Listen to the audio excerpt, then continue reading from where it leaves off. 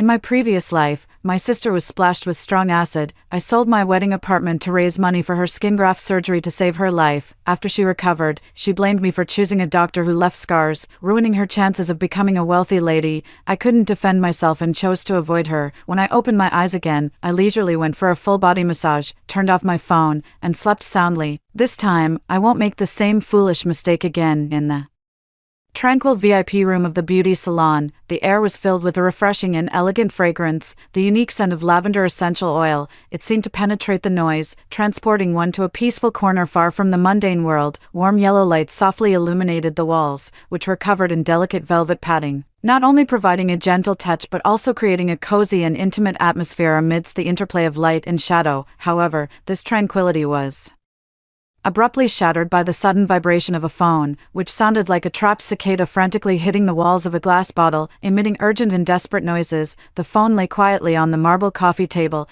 its screen flickering intermittently, displaying the word "Mom" prominently, like two piercing beams of light cutting through the room's serenity. I lay on the soft beauty bed, enveloped in comfort and relaxation. Yet my heart remained exceptionally calm, a stark contrast to my panicked, heart-stopping self from my previous life. In this life, I have learned to be composed and self-possessed. I didn't jump up at the sight of the incoming call, frantically grab my bag, or even rush barefoot into the pouring rain like a startled deer, as I had done before. Instead, I simply watched the screen as it lit up and dimmed repeatedly, as if observing a drama unrelated to myself. The feeling was both strange and detached, like a wandering spirit floating in mid-air, coldly watching my former foolish and easily manipulated self, recalling the same day in my previous life. It was also a Friday night. I had just finished a long day of overtime work, utterly exhausted, not even wanting to move a finger. However, a sudden phone call struck like a bolt from the blue, completely shattering my already fragile world. On the other end of the line was my mother's heart-wrenching sobs. "Jianhua, your sister is in trouble. She was splashed with sulfuric acid at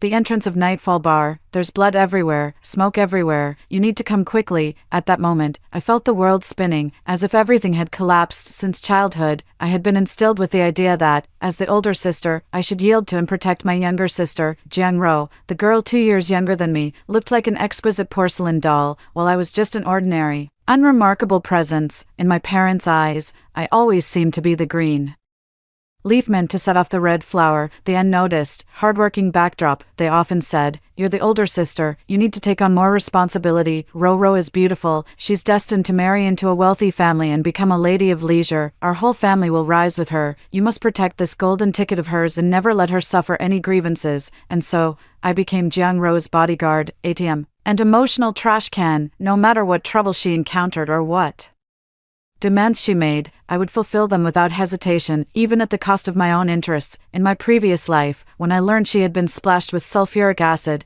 I rushed to the hospital without a second thought. Despite my body not having fully recovered from a recent appendectomy, faced with the exorbitant costs of skin grafts and the daily flood of ICU bills, I sold the small apartment I had worked 5 years to save up for as a down payment. It was my only premarital asset, my sole reliance and confidence in a family that favored sons over daughters. Yet my sacrifice did not earn the gratitude and reward it deserved. To find the best plastic surgeon for Jiang Ro, I knelt in the doctor's office for 3 days and 3 nights. Although I eventually managed to scrape together the surgery fees, 3 years later, a scar still remained on Jiang Ro's face. While it didn't affect her daily life, she was abandoned by the wealthy second-generation heir because of her disfigurement, shattering her dream of marrying into a wealthy family. She poured all her resentment onto me, pointing at the scar on her face and screaming hysterically, "It's all your fault. If you had come to pick me up that day, you would have been the one standing in front of me. What does it matter if your rough skin gets disfigured? No one wants you anyway." But I was supposed to become a wealthy lady. "It's the doctor you found who wasn't skilled enough, and you were too stingy to send me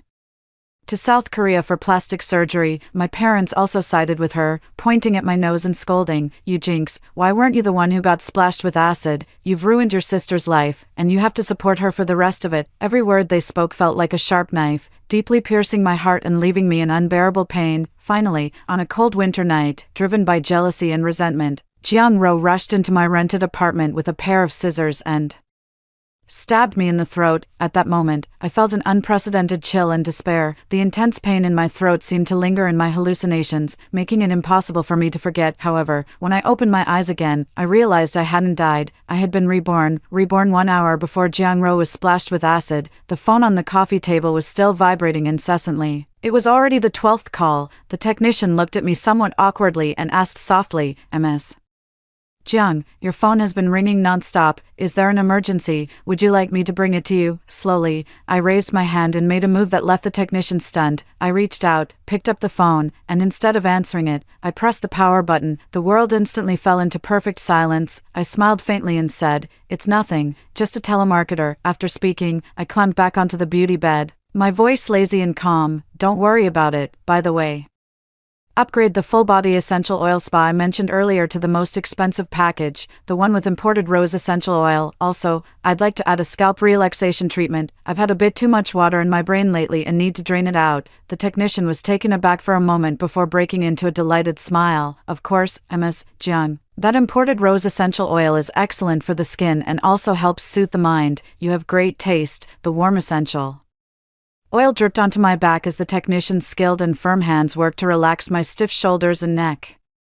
The long-lost feeling of being cared for and pampered almost brought tears to my eyes. In my previous life, to save money for Jiang-Ro's plastic surgery, I couldn't even bring myself to buy a cup of milk tea, let alone visit a high-end beauty salon like this for a spa. My money, my blood, and my life were all poured into Jiang-Ro's bottomless pit, only to be met with disdain and hatred from my entire family. In this life, I've decided to live for myself. I closed my eyes and silently calculated the time in my mind. It was 8:30 p.m., and Jiang-Ro should have been splashed with sulfuric acid around 8:00 p.m. at the entrance of Nightfall Bar. The woman who splashed the acid on her was none other than the legitimate fiancé of the wealthy second-generation heir, Qin Kai, whom Jiang-Ro was trying to seduce. Jiang-Ro knew full well that Qin Kai had a fiancé. Yet for the sake of a few designer bags and so-called true love, she deliberately arranged to meet her that night and even provocatively posted her location on social media. She thought she could use her beauty to rise to the top like a drama heroine, but underestimated the cruelty behind wealthy family alliances and the ruthlessness of that mad heiress. In my previous life, I foolishly rushed over to take the blame for her, but this time, I just want to enjoy this rare peace and relaxation. After an hour and a half of SP,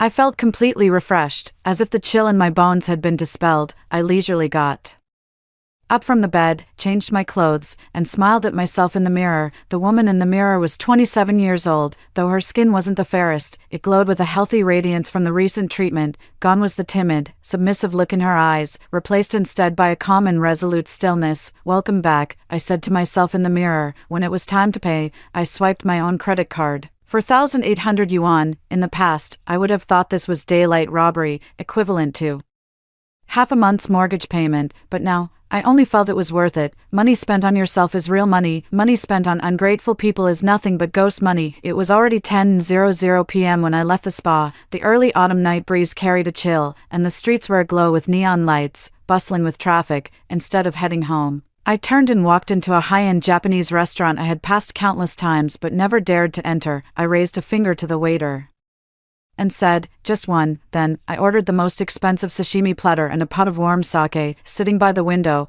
I watched the endless stream of cars and hurried pedestrians below. By now, my dear sister should be screaming in the emergency room, and my loving parents should be throwing a fit in the ER lobby, cursing the doctors and nurses while also berating their unfilial daughter for not showing up sooner. The wine flowed into my sorrowful heart, but it wasn't sorrow, it was pure exhilaration. I picked up a piece of fatty tuna belly, and its rich, buttery texture melted in my mouth, bringing an unprecedented sense of satisfaction. During those months I spent keeping vigil in the hospital in my previous life, all I ate were leftover boxed meals, and sometimes, to save money, I'd just gnaw on 2 steamed buns. Jiang-Ro was so spoiled, she insisted on imported fruits and bird's nest porridge, and my mother would force me to buy them. If I refused, I was accused of trying to kill my sister. Why was I so foolish back then? After eating and drinking my fill, it was already 11:30. I paid the bill, walked out of the restaurant, and stood under the streetlight, taking a deep breath of air that didn't smell of disinfectant. Then I took out my phone and turned it on. The moment the screen lit up, countless text messages and missed calls flooded in like a tidal wave.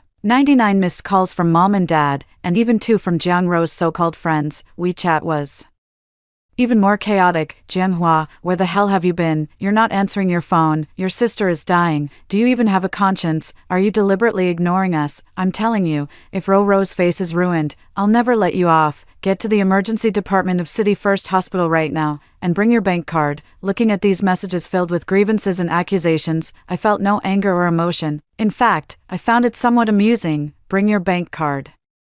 How quickly the true intentions were revealed. I didn't reply to any of the messages. Instead, I hailed a taxi and asked the driver to take me to City First Hospital. The driver was a kind-hearted middle-aged man. He glanced at me and said, "Young lady, going to the hospital so late at night, is someone in your family sick? Don't worry, this hospital has excellent medical care." Leaning back in the seat, I watched the fleeting street scenes outside the window and replied in a tone as calm as if I we're talking about someone else's affairs. Yes, someone in the family is getting their comeuppance. I'm just going to watch the show. The driver's hands trembled, nearly swerving the steering wheel. He glanced at me through the rearview mirror with a look of horror, probably thinking he had picked up a madwoman. For the rest of the journey, he didn't dare say another word to me. When I arrived at the hospital entrance, the familiar, nauseating smell of disinfectant hit me. In my previous life, I had shed all my tears here, exhausted my savings, and ruined my life. But in this life, I walked in wearing high heels, carrying a half-empty bottle of Evian water in my hand, step by step, like a leader coming to inspect work, into this abyss that devoured lives. The emergency hall was chaotic, but I still spotted the center of the commotion at a glance. At the entrance to the resuscitation room, a middle-aged woman in a floral shirt was sitting on the floor, slapping her thighs and wailing loudly. Next to her stood a middle-aged man with a fierce face, smoking a cigarette and cursing at a young nurse. These were my biological parents, Jiang Jiangguo and Lu Chui. What kind of lousy hospital is this? Save people first. What's with all the talk about money? If my daughter's face is ruined, selling this entire hospital wouldn't be enough to compensate us. Lu Chui's voice was sharp and piercing, carrying far and drawing sidelong glances from everyone around. "Ma'am, please calm down," the young nurse pleaded, on the verge of tears. "The patient has already been taken inside, but you need to handle the payment slip. If you don't have money, go after the one who threw the sulfuric acid. Why come to us? My daughter is the victim." Jiang Jiangguo roared angrily. A crowd had gathered around, pointing and whispering among themselves. I stood outside the crowd, watching the scene coldly. These were my parents. Even at a time like this, they weren't concerned about their daughters' life, pain, or suffering. Instead, they were focused on avoiding payment and shirking responsibility. Just then, Lu Chui looked up and spotted me through a gap in the crowd. In that instant, her eyes turned venomous,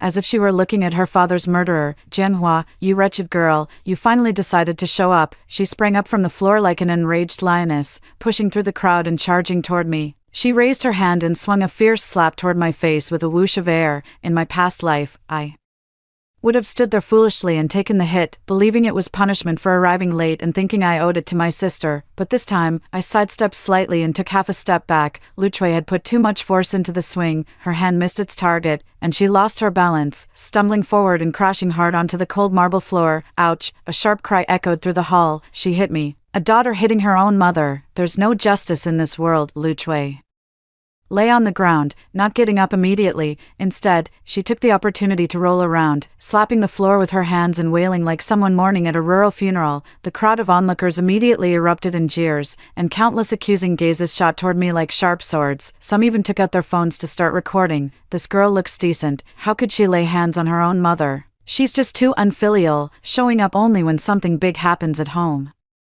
And even pushing the old lady. Seeing this, Jiang Jiangguo also threw away the cigarette but in his hand, glared with his bloodshot bull-like eyes, and rushed forward to grab my collar. "Jianhua, you've gone too far. How dare you push your own mother, you beast." Facing Jiang Jiangguo charging at me, I didn't dodge, because I knew that if I ran now, I would only solidify the accusation of being unfilial. I suddenly raised my head, my eyes as cold as knives, staring fixedly at Jiang Jiangguo, and shouted sharply, "This is a hospital, and there are surveillance cameras. Who laid hands just now?" The cameras captured it clearly. "Do you want to go in and lie down with Jiang Ro?" My voice wasn't loud, but it carried a kind of intimidation I had never shown before. It was the aura of someone in a position of authority, an instinctive suppression of such blustering bullies after having experienced life and death. Jiang Jiangguo's hand froze in midair, just a few centimeters away from my collar. He was frightened by my gaze, and it took him a moment to realize that he had been yelled at by his own daughter. "How dare you yell at your father?" He trembled with anger, but under the watchful eyes of so many people and the surveillance camera overhead, he ultimately didn't dare to bring his hand down. At this point, seeing that I wasn't intimidated,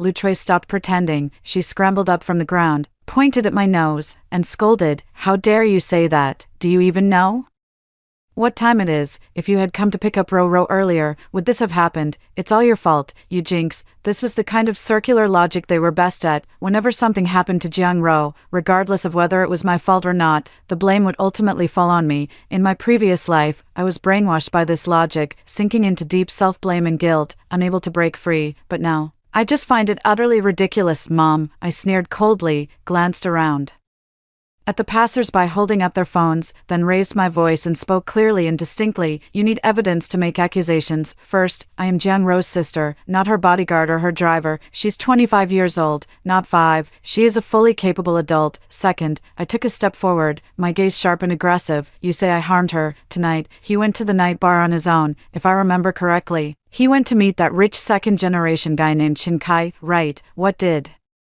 he say before leaving?" He said, "Sis, don't follow me, you country bumpkin, you'll ruin my chances of landing a rich husband." So now, he didn't land a rich husband but ended up with a bottle of sulfuric acid, and it's my fault for not picking him up. As soon as I said this, the crowd that had been accusing me erupted. Wow, so he went to the bar to chase after a rich guy. He's 25 and still needs his sister to pick him up. What a giant baby. From the sound of it, he got splashed with acid for being a homewrecker, right? The tide of public opinion instantly reversed. Lutre's face turned beet red. He never expected that his eldest daughter, who had always been a pushover, someone who wouldn't talk back when scolded or fight back when hit, would suddenly become so sharp-tongued and publicly expose Jiang Ro's flaws. "You're talking nonsense. Your sister was there to discuss business," Lutre argued stubbornly. "Discuss business? Wearing a low-cut top and a miniskirt to a nightclub to discuss business?" I scoffed. "Mom, do you think everyone here is a fool? Who splashed the sulfuric acid on her? The police should have arrived by now, right? Was it Miss Lin, Chin Kai's fiancé?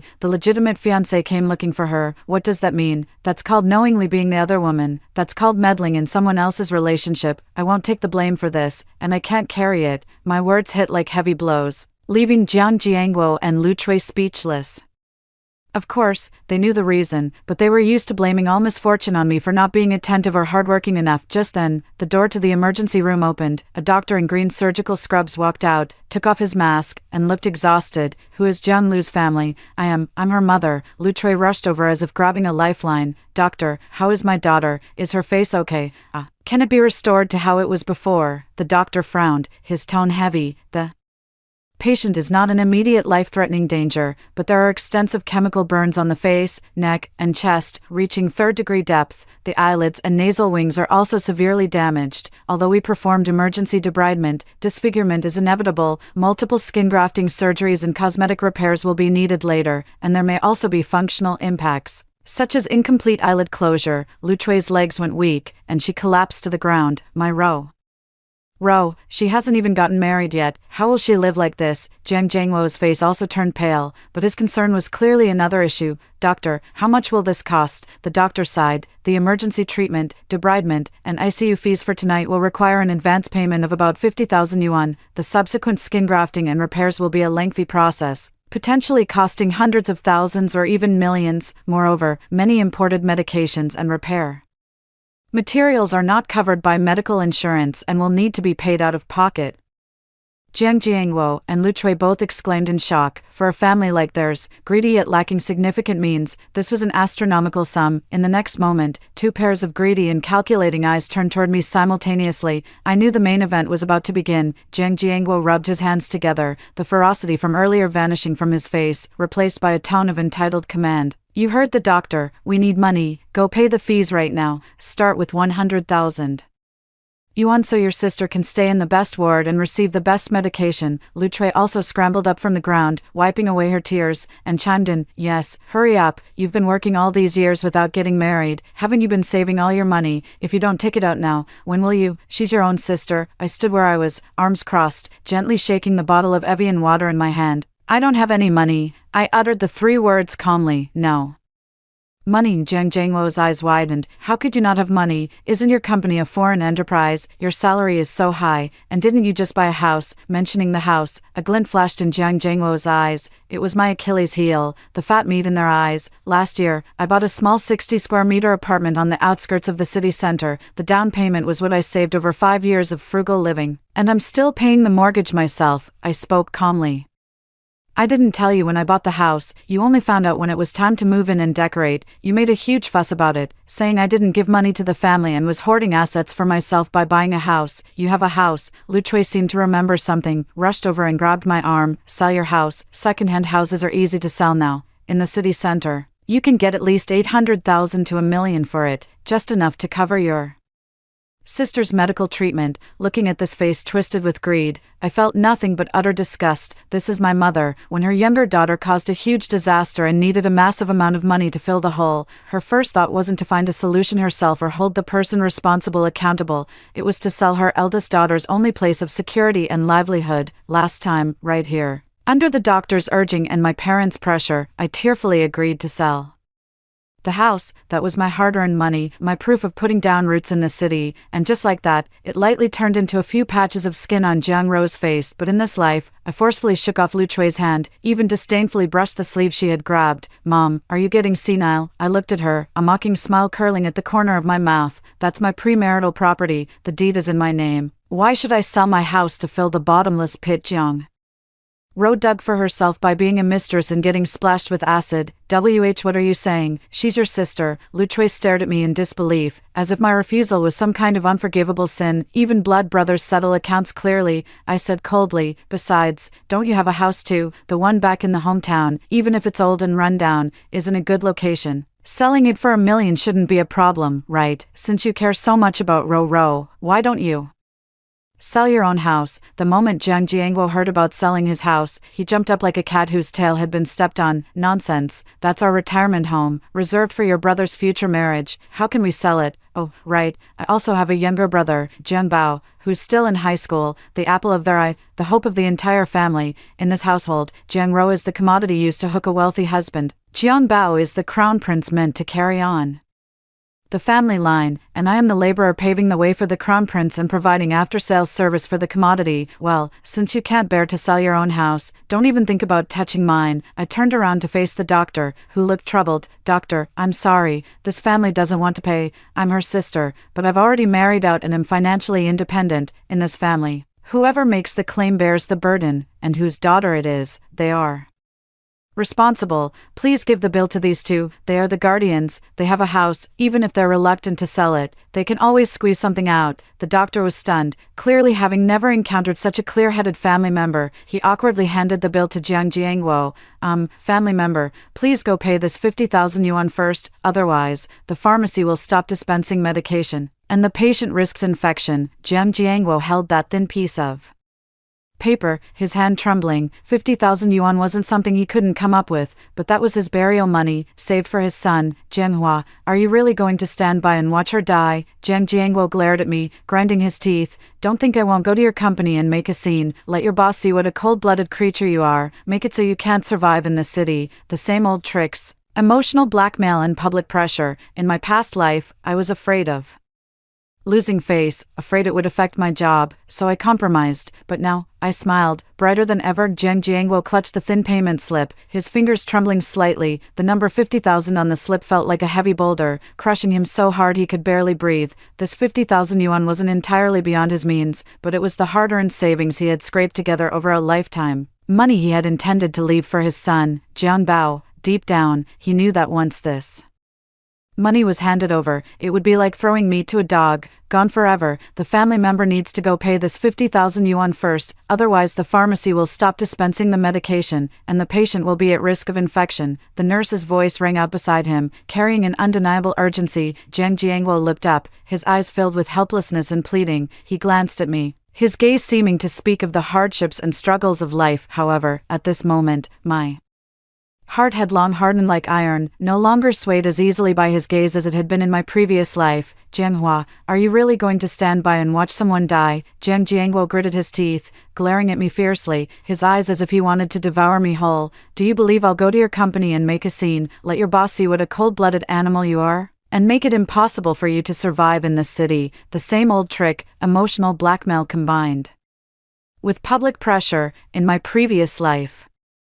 I was timid and afraid of causing a scene, worried about losing face and even more concerned about jeopardizing my job. Under such threats, I ultimately chose to compromise, but now, I was no longer that soft persimmon to be squeezed by anyone. The corners of my lips lifted slightly, revealing a bright yet slightly mocking smile. Go ahead, Dad. I calmly took a business card from my bag and gently slipped it into the pocket of his shirt, my movements elegant yet resolute. This is the phone number of the HR manager at my company. You can call him directly and, while you're at it, tell him that my sister ended up like this because she seduced someone else's husband and got sulfuric acid thrown at her by the wife. I'm now refusing to pay for her mistakes and refusing to continue being the easy target who gets taken advantage of. I deliberately leaned closer to his ear, lowering my voice to a volume only the two of us could hear. If you dare make a scene, I'll expose all your dirty secrets, how you pretended to break your leg on the construction site to extort money, and all those unsavory affairs you had back in your hometown. I'll post everything online. The internet is so powerful these days.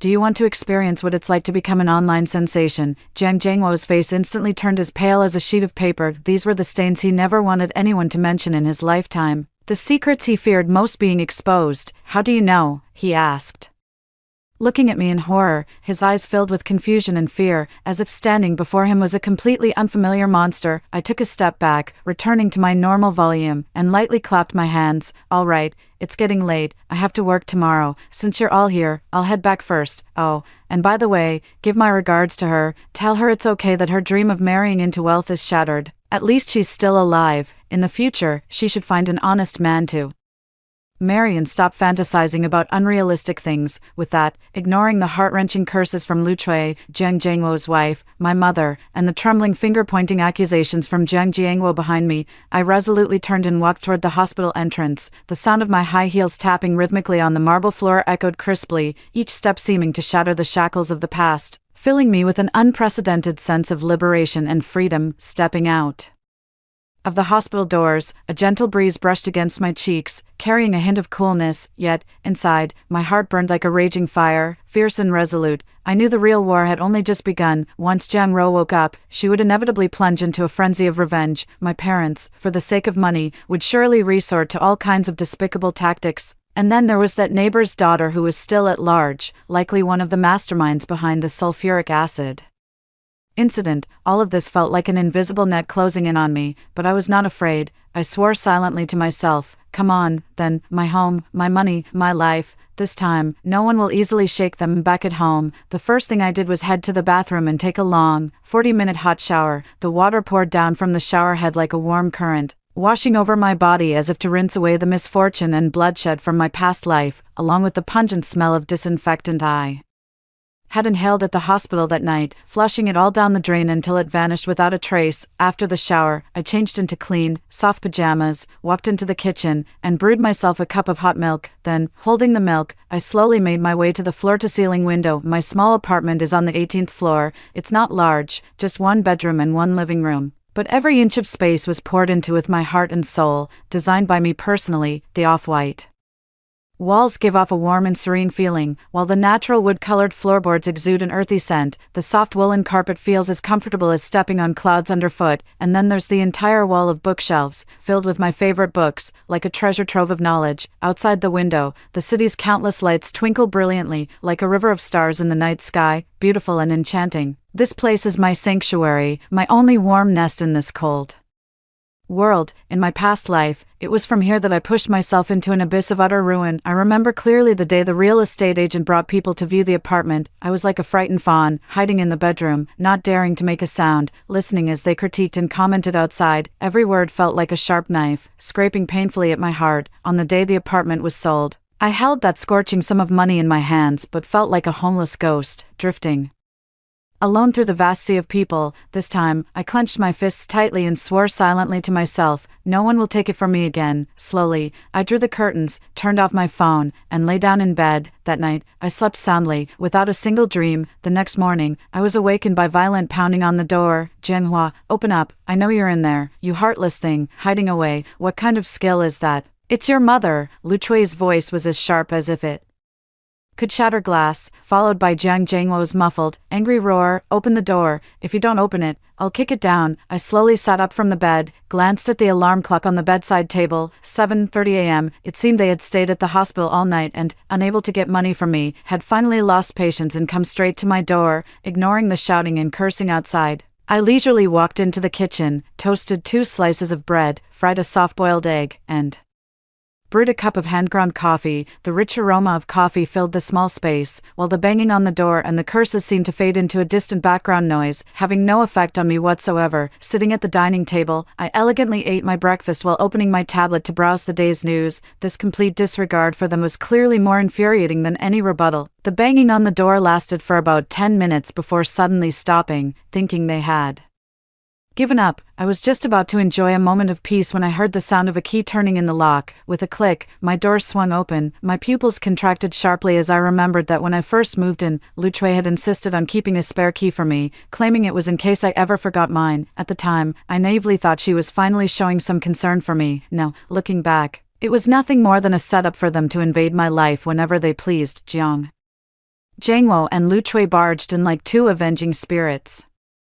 They hadn't slept all night, their eyes bloodshot, hair disheveled, clothes wrinkled, and they carried the distinct sour smell of a hospital. They saw me leisurely enjoying my breakfast. This scene formed a stark contrast to their disheveled appearance, delivering a powerful visual shock to them. Lu Chui's anger instantly flared to the top of her head. Like an enraged lioness, she rushed over and swept the plate in front of me to the floor. With a loud crash, the plate shattered, spilling milk and coffee everywhere, instantly creating a mess on the pristine white carpet. How can you have the heart to sit here eating and drinking? Your sister is still lying in the hospital, crying out in pain all night long. Is your heart made of iron? Lu Chui pointed at my nose, spittle flying as if she wanted to vent all her fury on me. I put down my knife and fork, pulled out a tissue, slowly wiped the corner of my mouth, then looked up at her calmly and said, word by word, first, this is my home, you barged in without my permission, which is trespassing. I could call the police. Second, my gaze swept over the mess on the floor. The broken plate costs 380 yuan, and the carpet cleaning fee is 500 yuan, totaling 880 yuan. Either pay up, or I'll call the police right now and let them talk to you. Lu Chui was trembling all over with anger at my calmness and worldliness.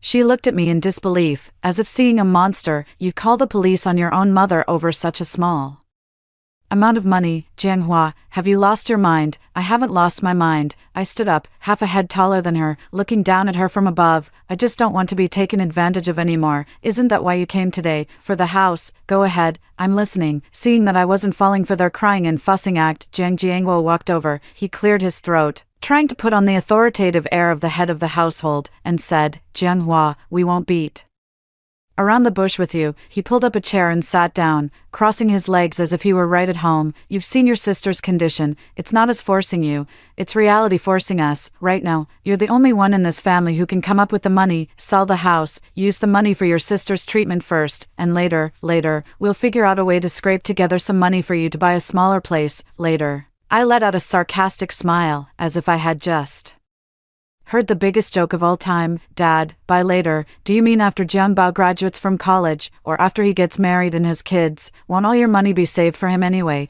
If I sell my house, I'm afraid I'll never be able to buy it back in this lifetime. Having had his intentions exposed, Jiang Jiangwo's old face couldn't hold up. He snorted heavily and said, your brother is a boy, the root of the family. You're the older sister, what's wrong with helping out a bit? Besides, what does a girl like you need such a nice house for? You'll get married sooner or later. Won't your husband's family have a house? This was their deeply ingrained logic. Everything about a daughter was temporary, something that could be sacrificed because she would eventually belong to someone else. Everything about a son, however, was the family's core asset and had to be fully protected. I'll say it one more time. My voice turned cold. Like icicles in the depths of winter, I will not Sell my house. As for Jiang Ro's medical expenses, whoever caused the trouble should take responsibility. Either go after the neighbor who threw the sulfuric acid for compensation, or sell your own house. How dare you? Jiang Jiangwo slammed the table and stood up. The force was so strong that the cups on the table rattled. The house back home is ancestral property, left for Jiang Bao. How dare you even think about that house?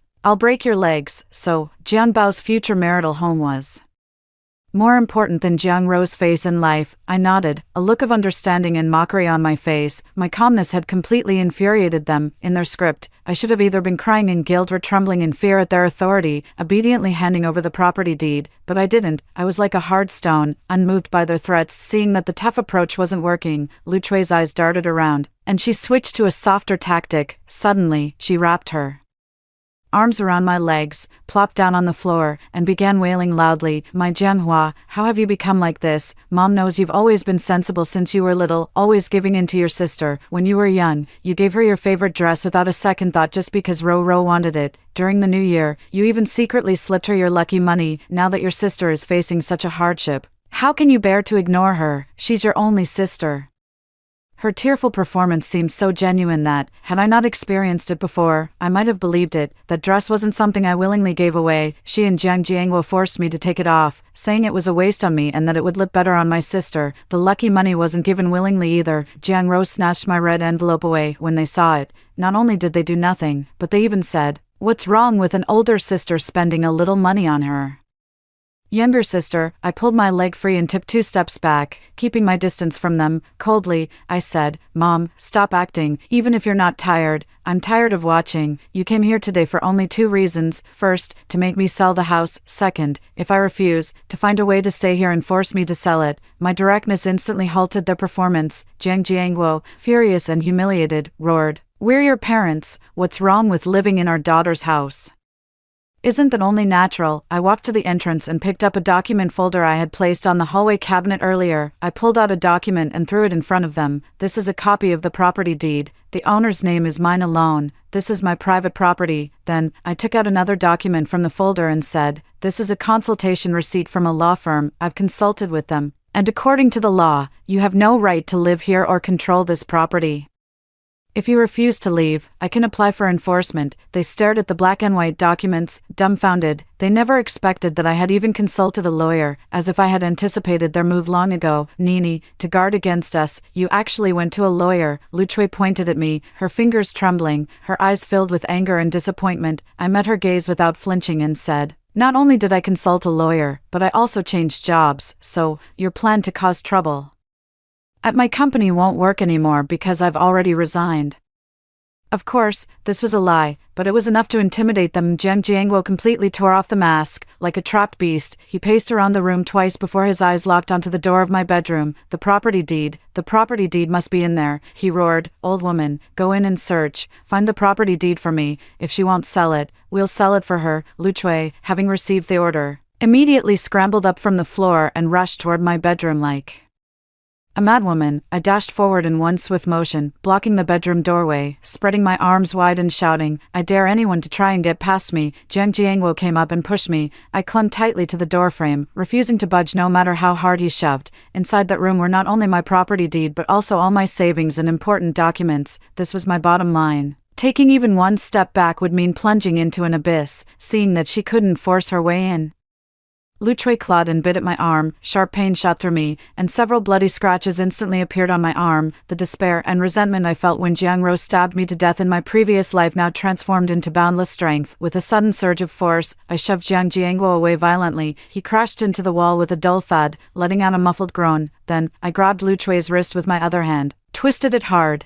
and flung her aside. "Enough," I gasped for breath, my chest heaving violently, my eyes filled with a ferocity I had never known before. "If either of you dares to move another inch today, we won't be going to the police station, we'll be heading straight to court," I told them. The word robbery is like a bucket of ice water, finally waking these 2 people who had been blinded by greed. They stared at me blankly, at the bloody scratches on my arm, at my eyes that seemed ready to devour them, and for the first time, they felt Genuine fear from the depths of their hearts. The daughter standing before them was no longer the soft, easily manipulated pushover they once knew. Fine, you, Jianghua. Jiang Jiangwo steadied himself against the wall, pointing at me with a blustering but hollow threat. You've grown some backbone, haven't you? Your wings have hardened. Just you wait, you'll regret this one day. With that, he grabbed the still-dazed Lu Chui and stormed out, slamming the door behind him. After the loud, resounding slam of the door, the entire world fell silent. I leaned against the door and slowly slid down to sit on the floor. The wounds on my arm burned with a fiery pain, but in my heart, I felt an unprecedented sense of calm and resolve. Looking at the home they had left in complete disarray,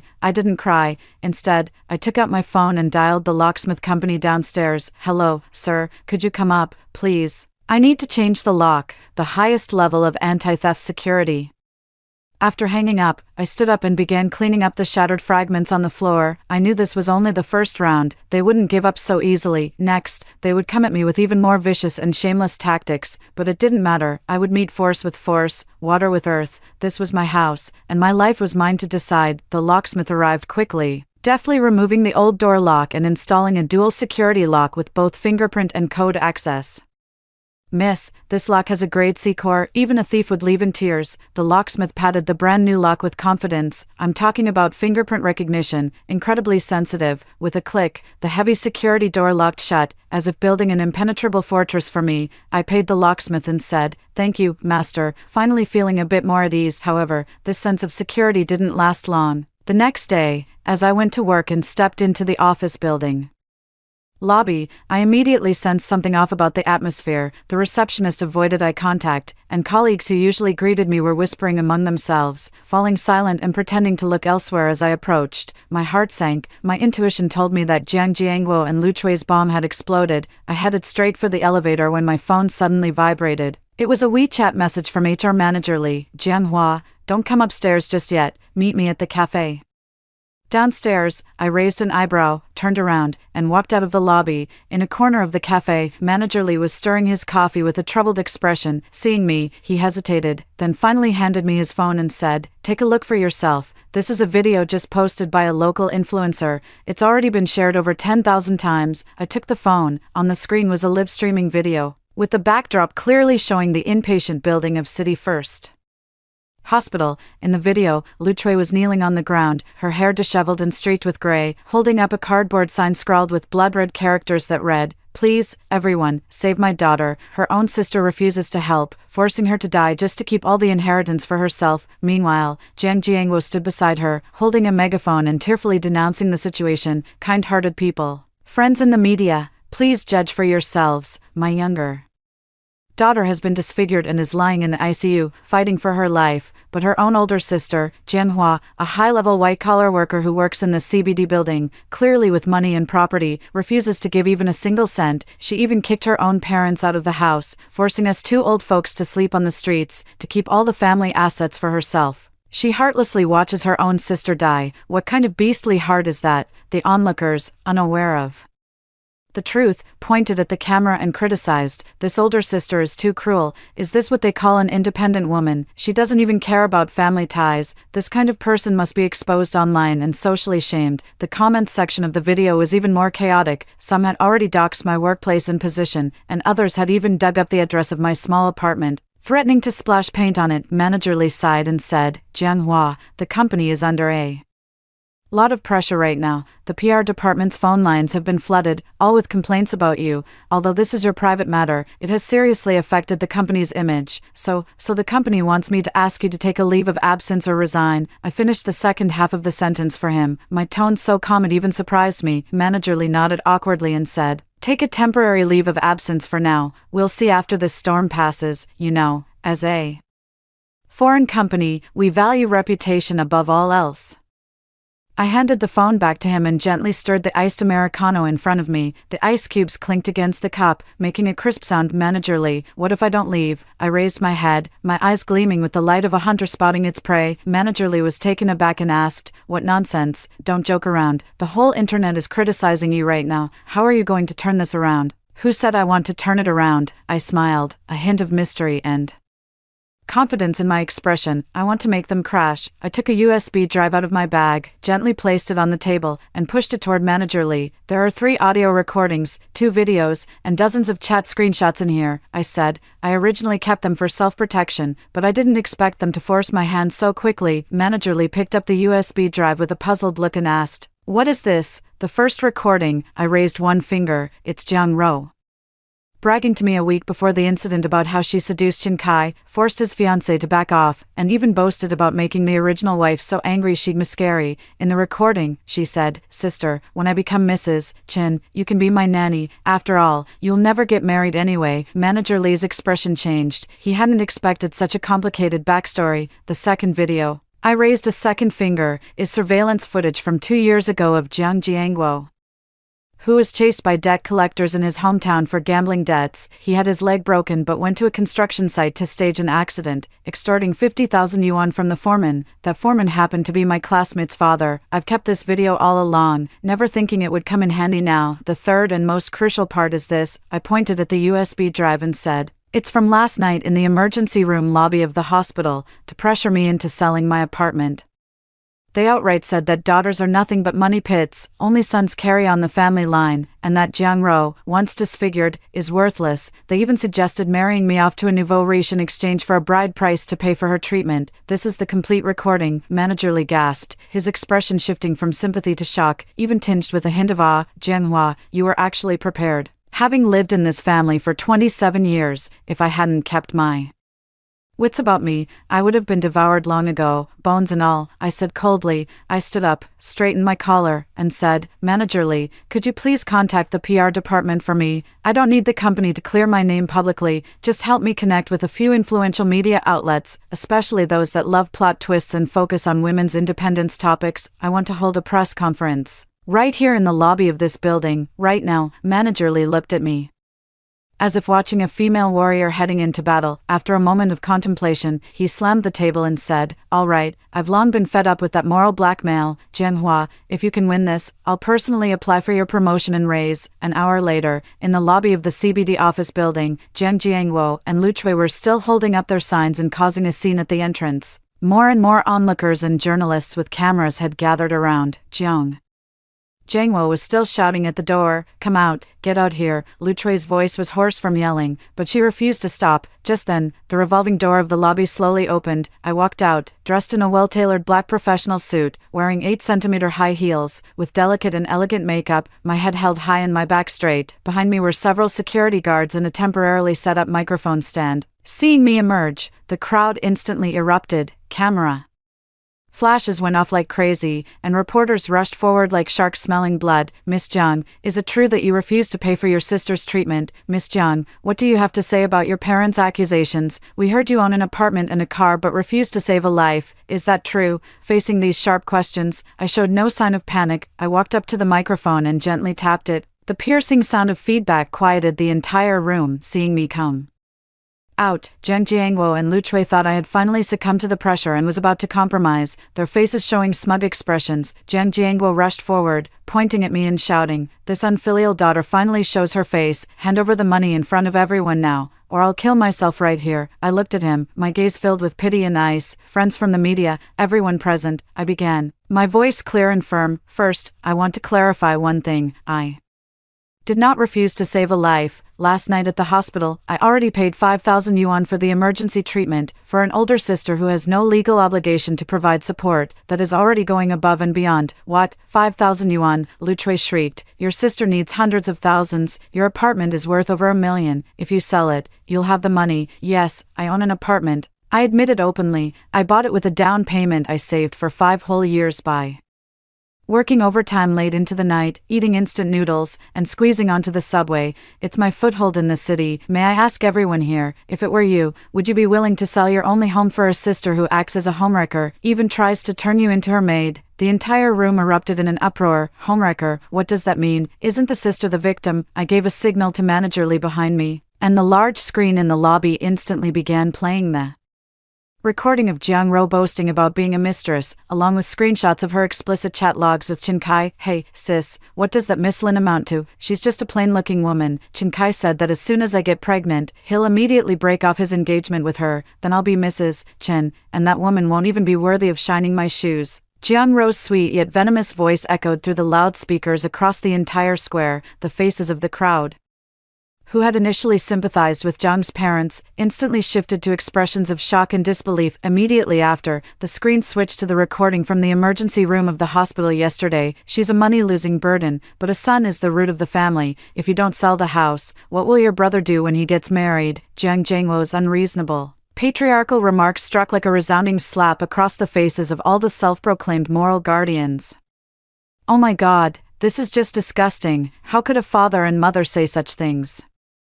So it's all about favoring sons over daughters and trying to suck her dry. This sister is really pitiful. If I were her, I wouldn't give a single cent either. The court of public opinion did a complete 180-degree turn in the face of such undeniable evidence. Jiang Jiangwo and Lu Chui stared at the large screen, utterly dumbfounded. They never imagined that their offhand, heartfelt words would be recorded and publicly exposed in front of so many people. Turn it off now. This is fake. It's been doctored. Jiang Jiangwo lunged toward the large screen like a madman, trying to smash the equipment, but was immediately restrained by security. Lu Chui collapsed to the ground, her face deathly pale. This time, her tears were real, not an act, but sheer terror. Standing on the stage, I watched the scene unfold without a flicker of emotion. Everyone, I spoke again, my voice icy cold. My name is Jiang Hua. I am not just a sister, I am, first and foremost, an independent individual. My property is protected by law, and my dignity will not be trampled upon. As for my parents, I will pay the legally mandated minimum monthly support. Beyond that, I will not contribute another cent. As for my sister, Jiang Ro, although she has done wrong and has faced retribution, I still hope she recovers, but I hope it's with her own money, with her parents' money, not by draining the lifeblood of her sister to barely survive. This is my response. After saying this, I gave a slight bow, then turned and walked into the lobby without looking back, pursued by the flashes of cameras. In that moment, I felt like a general who had just won a hard-fought battle. I knew that once this video spread online, Jiang Jiangwo and Lu Chui would be completely unable to survive in the city. Their attempts to play the victim had turned into a joke, and their patriarchal mindset had become a target of scorn across the internet. As for me, not only did I keep my job and my house, but more importantly, for the first time, I had openly and rightfully drawn a clear line between myself and this parasitic family. My phone vibrated, a message from Manager Lee. Well done. The boss just watched the live stream and said he's giving you a bonus. This PR move was brilliant. Looking at the screen, I allowed a faint smile to curl at the corner of my mouth. Jiang Ro, this is just the appetizer. When you wake up and find that the whole world knows about your affair, and that your parents,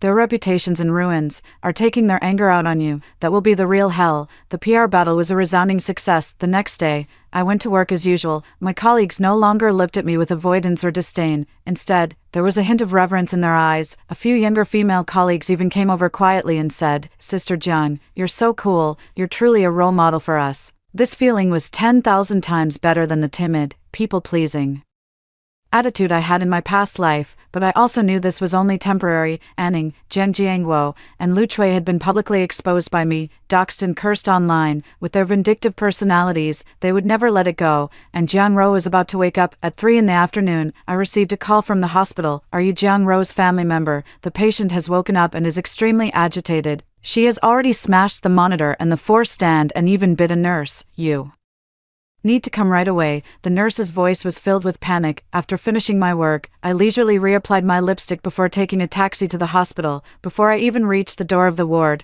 I could hear the shrill screams coming from inside, like a beast trapped in a snare, desperate and frenzied. "Mirror, give me a mirror. What's wrong with my face? Why is it wrapped in bandages? Take them off. I want to see my face." This was followed by the sound of shattering glass and Jiang Jiangwo's furious roar, "Stop making a scene, or I'll throw you out. My face has been completely shamed because of your illness." I pushed open the door, and a strong smell of blood mixed with medicine hit me. The ward was in complete disarray, with shattered glass and torn 4 tubes scattered all over the floor. Jiang Ro sat on the hospital bed, her head wrapped in thick bandages, only her eyes and mouth visible. Her hands flailed wildly in the air, her nails stained with blood. Lu Chui was desperately holding her by the waist, crying and shouting, "Ruru, don't move, the doctor said you can't move, if you move again, the wound will reopen, and it'll be even harder to treat." Jiang Jiangwo stood nearby, his face dark and gloomy, a band-aid stuck to his forehead, likely from something Jiang Ro had thrown. The moment I entered, the air in the ward froze instantly. Jiang Ro stopped screaming, her exposed eyes fixed on me, bloodshot and terrifyingly red. Jiang Hua, her voice, damaged from straining her vocal cords, was hoarse and unpleasant, like a broken bellows. "What are you doing here?" To laugh at me. "Ha." I stepped carefully in my high heels, avoiding the mess on the floor, and stopped about a meter away from the hospital bed. "I heard you bit a nurse and smashed the monitor," I said calmly. "You'll have to pay for the damages. I won't cover that cost. Money, money, money. Is that all you care about?" Jiang Ro tried to lunge at me again like a madwoman, but Lu Chui held her back tightly. "I'm about to die, and all you care about is money. Jiang Hua, you're not my sister, you're a devil. If you had come to pick me up that day, would I have ended up like this? If you had been there that day, it would have been you in my place. You were already ugly. It wouldn't matter if your face got ruined, but I'm different. I'm going to be Mrs. Chen." Hearing these familiar words, I couldn't help but laugh. In my past life, she had shouted at me with the same righteousness. Back then, I felt guilty, thinking I hadn't protected her well enough. Now, I just find her pitiful and ridiculous, delicate. I looked into her eyes filled with venom and slowly said, "Do you still not understand the situation? The one who splashed sulfuric acid on you was the eldest daughter of the Lin family, and it was because you, as the third party, seduced her fiancé. Every grievance has its source, and every debt its debtor. You sowed the seeds yourself, so you must swallow the bitter fruit. As for me taking the fall for you, why should I? Because you have a thick skin. You're lying. Chen Kai loves me. He said he would marry me." Jiang Ro screamed, "As long as I still have this face, as long as I recover, he will definitely marry my sister. Save me. You have money. Sell the house to treat my face. When I become Mrs. Chen, I'll have Chen Kai buy you a villa, 10 of them." Even at this point, she was still lost in that elusive dream of marrying into wealth. I shook my head, took out my phone from my bag, opened a video, and handed it to her. It was a statement video Chen Kai had just posted yesterday. In the video, the once sweet-talking, vow-making rich second-generation heir was affectionately holding his fiancée, Miss Lin, and clarifying to the camera, "That woman named Jiang Ro is just a hostess I met at a nightclub. She's been harassing me and even tried to blackmail me with a fake pregnancy. My fiancé and I have a great relationship. I sympathize with Jiang Ro's misfortune, but it's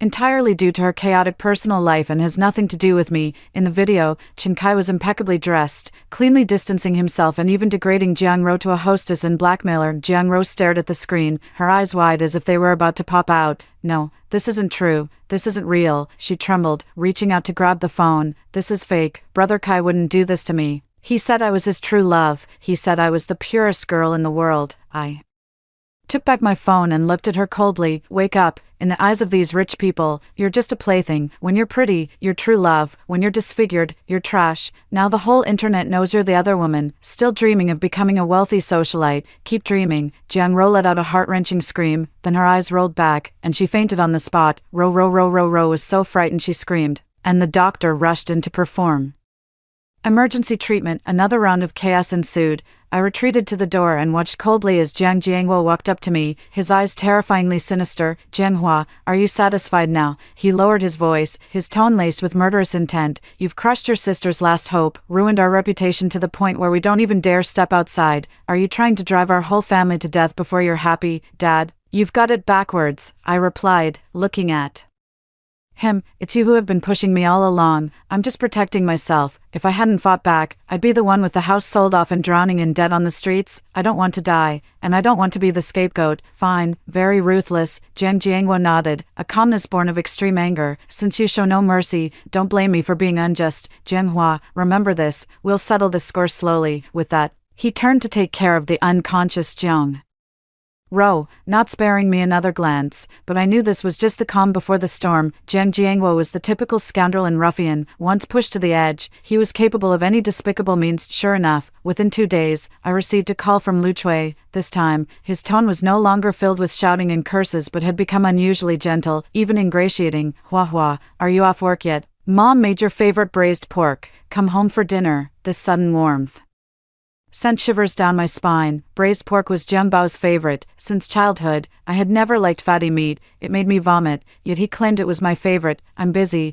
I said and hung up directly. A few minutes later, he called again. Hua hua, don't hang up. Mom knows I've wronged you in the past. I've thought it over these past couple of days. You were right. Ro's situation isn't your fault. We were old fools. Blinded by greed, Lu Chui cried with genuine emotion over the phone.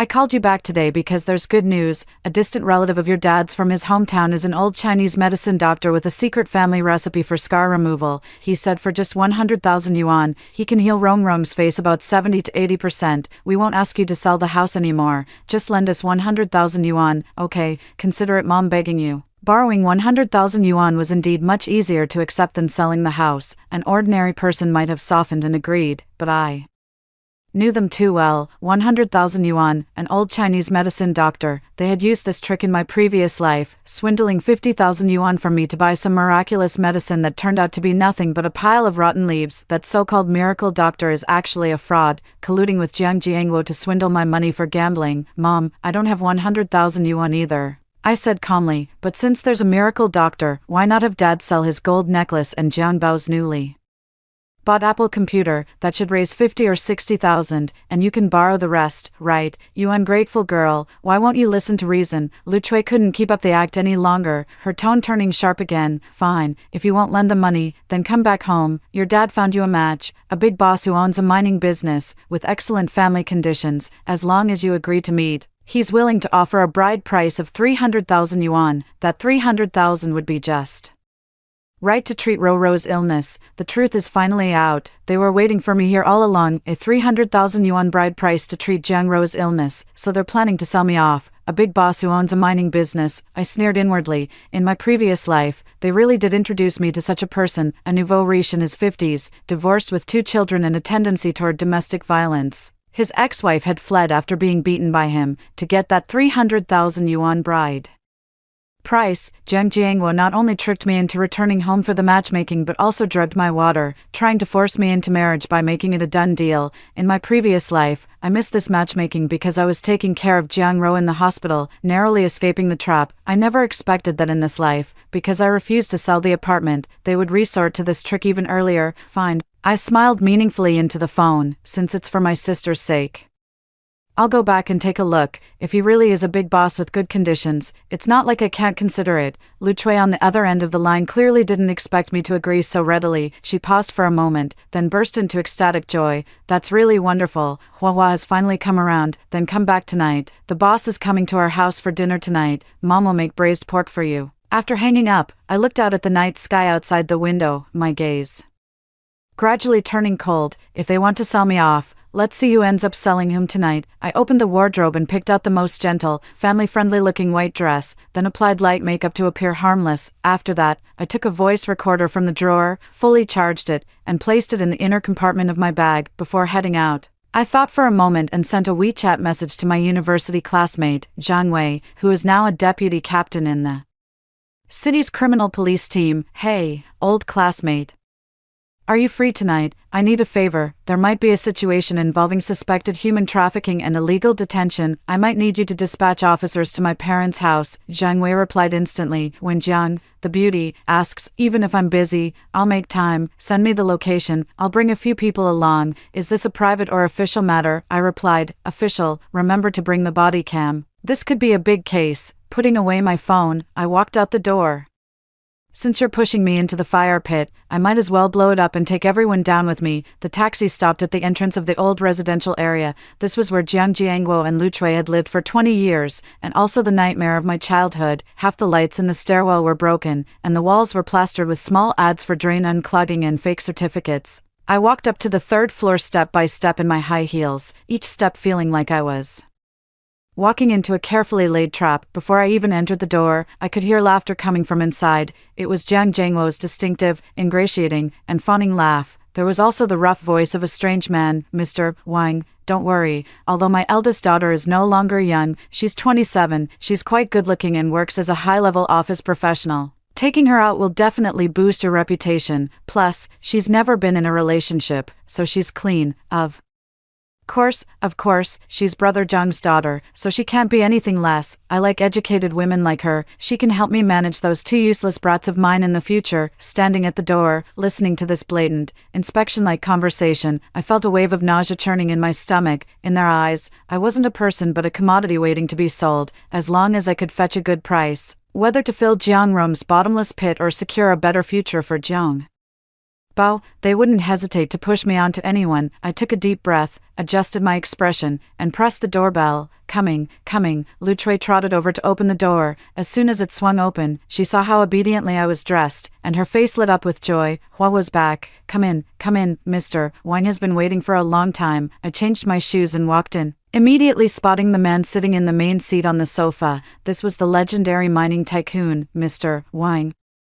He looked to be around 50 years old, bald, with a beer belly as big as if he were 10 months pregnant, a gold chain as thick as a finger hung around his neck, and he was rolling 2 walnuts in his hand. He wore a tight polo shirt that squeezed out rolls of fat, making him look utterly repulsive. When Mr. Wang saw me enter, his narrow, squinting eyes instantly lit up, scanning me from head to toe like 2 searchlights, from my face to my chest and down to my legs, without the slightest attempt to hide his greasy desire. So this is Jiang Hua. You're even prettier in person than in the photos. Mr. Wang put down the walnuts and stood up, reaching out to shake my hand, fighting back the disgust. I gave a slight bow but didn't extend my hand. Mr. Wang, hello. Seeing this, Jiang Jiangwo quickly stepped in to smooth things over. The child is shy. Mr. Wang, please don't mind her. Come, Hua, hurry up and pour Mr. Wang some tea. I obediently went to pour a cup of tea. When I handed it to Mr. Wang, my fingers accidentally brushed against the back of his hand. The touch felt like a cold, damp, venomous tongue. Seizing the opportunity, Mr. Wang gave my hand a squeeze, a lecherous smile spreading across his face. I sneered inwardly but pretended to be a startled little rabbit on the outside, quickly withdrawing my hand and lowering my head as I sat down on the small stool opposite him. Have you heard about Boss Wang's situation? Lu Chui enthusiastically introduced from the side. Boss Wang is in the mining business. He owns several villas and luxury cars. Although he's been divorced, that was because his ex-wife didn't know how to behave. Boss Wang is a good man who truly cherishes his wife. In my past life, I had heard that his ex-wife had escaped only after he broke 3 of her ribs. That's right, Boss Wang said smugly, shaking the gold watch on his wrist. Miss Jiang, if you follow me, you won't have to work hard anymore. Just stay at home, take care of the kids, and go shopping. How about I give you 20,000 yuan in pocket money every month, and the 300,000 yuan for your sister's treatment? I'll pay it all at once. This is all for your sake. In this small county town, 300,000 yuan was indeed a huge sum, enough to make Jiang Jiangwo and Lu Chui sell me off without a shred of guilt. I looked up, pretending to be tempted, and asked timidly, Boss Wang, will you really give 300,000 yuan? Then my sister's face can be saved. Of course, Boss Wang replied. Seeing my interest, his confidence swelling, as long as this matter is settled, I'll transfer the money to your dad first thing tomorrow morning. When Jiang Jiangwo and Lu Chui heard this, their eyes widened, and they exchanged a glance. Their faces were filled with greedy delight. What are we waiting for then? Let's eat and talk over the meal. Jiang Jiangwo quickly urged everyone to the table. The spread of dishes indeed included braised pork, but I didn't touch a single bite. Jiang Jiangwo brought out his treasured liquor for Boss Wang and poured me a glass of juice in the evening. Hua, come toast Boss Wang and thank him for thinking so highly of our family. Jiang Jiangwo handed me the glass of orange juice, his eyes flickering. I took the cup and caught a faint whiff of medicine, and sure enough, it was the same trick again. This drink must have been laced with that kind of stimulant that makes 1 week all over. If I drank it, even if I had 3 heads and 6 arms, I wouldn't be able to escape tonight. Holding the glass, I looked at Jiang Jiangwo's face, filled with calculation, and the last trace of my fantasy about paternal love vanished. Since you've shown no mercy,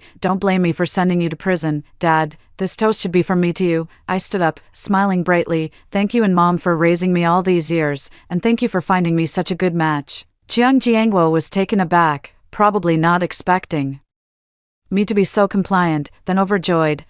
That's more like it. Hua is so sensible. I raised the glass, pretending to drink, but just as the rim touched my lips, I suddenly let my hand slip, spilling the entire glass of orange juice all over my dress. I'm sorry. My hand slipped. I frantically grabbed tissues to wipe it off, looking like I'd made a mistake. How can you be so clumsy? Lu Chui was so angry she wanted to hit someone. After all, that was the magic water with the special ingredient. It's fine.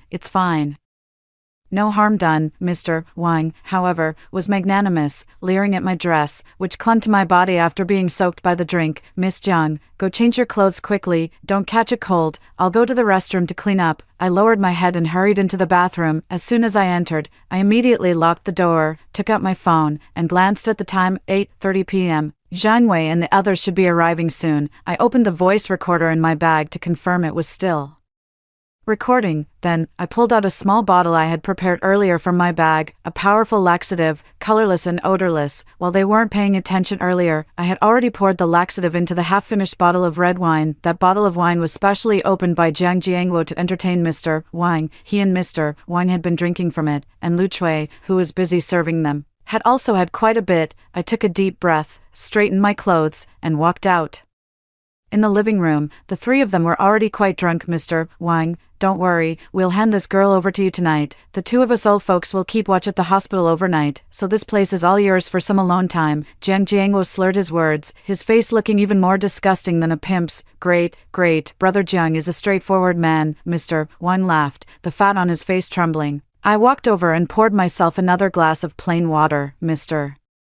Wang, I apologize for my earlier rudeness. Let me toast you with this glass of water in place of wine. Mr. Wang, now completely consumed by lust, had no reason to suspect anything. He picked up his wine glass and downed it in one gulp. Excellent. Miss Jiang is truly a remarkable woman. After 3 rounds of drinks, the drug began to take effect. Lu Chui was the first to react, clutching her stomach with a pained expression. Ouch, why does my stomach hurt so much? Jiang Jiangwo followed suit, frowning as cold sweat broke out on his forehead. Is this wine too strong? I feel like my intestines are twisting in pain. Even the stout Mr. Wang wasn't spared. Just as he reached out to pull me closer, his expression suddenly changed. His lecherous hand froze midair before he clutched his stomach and let out a muffled groan.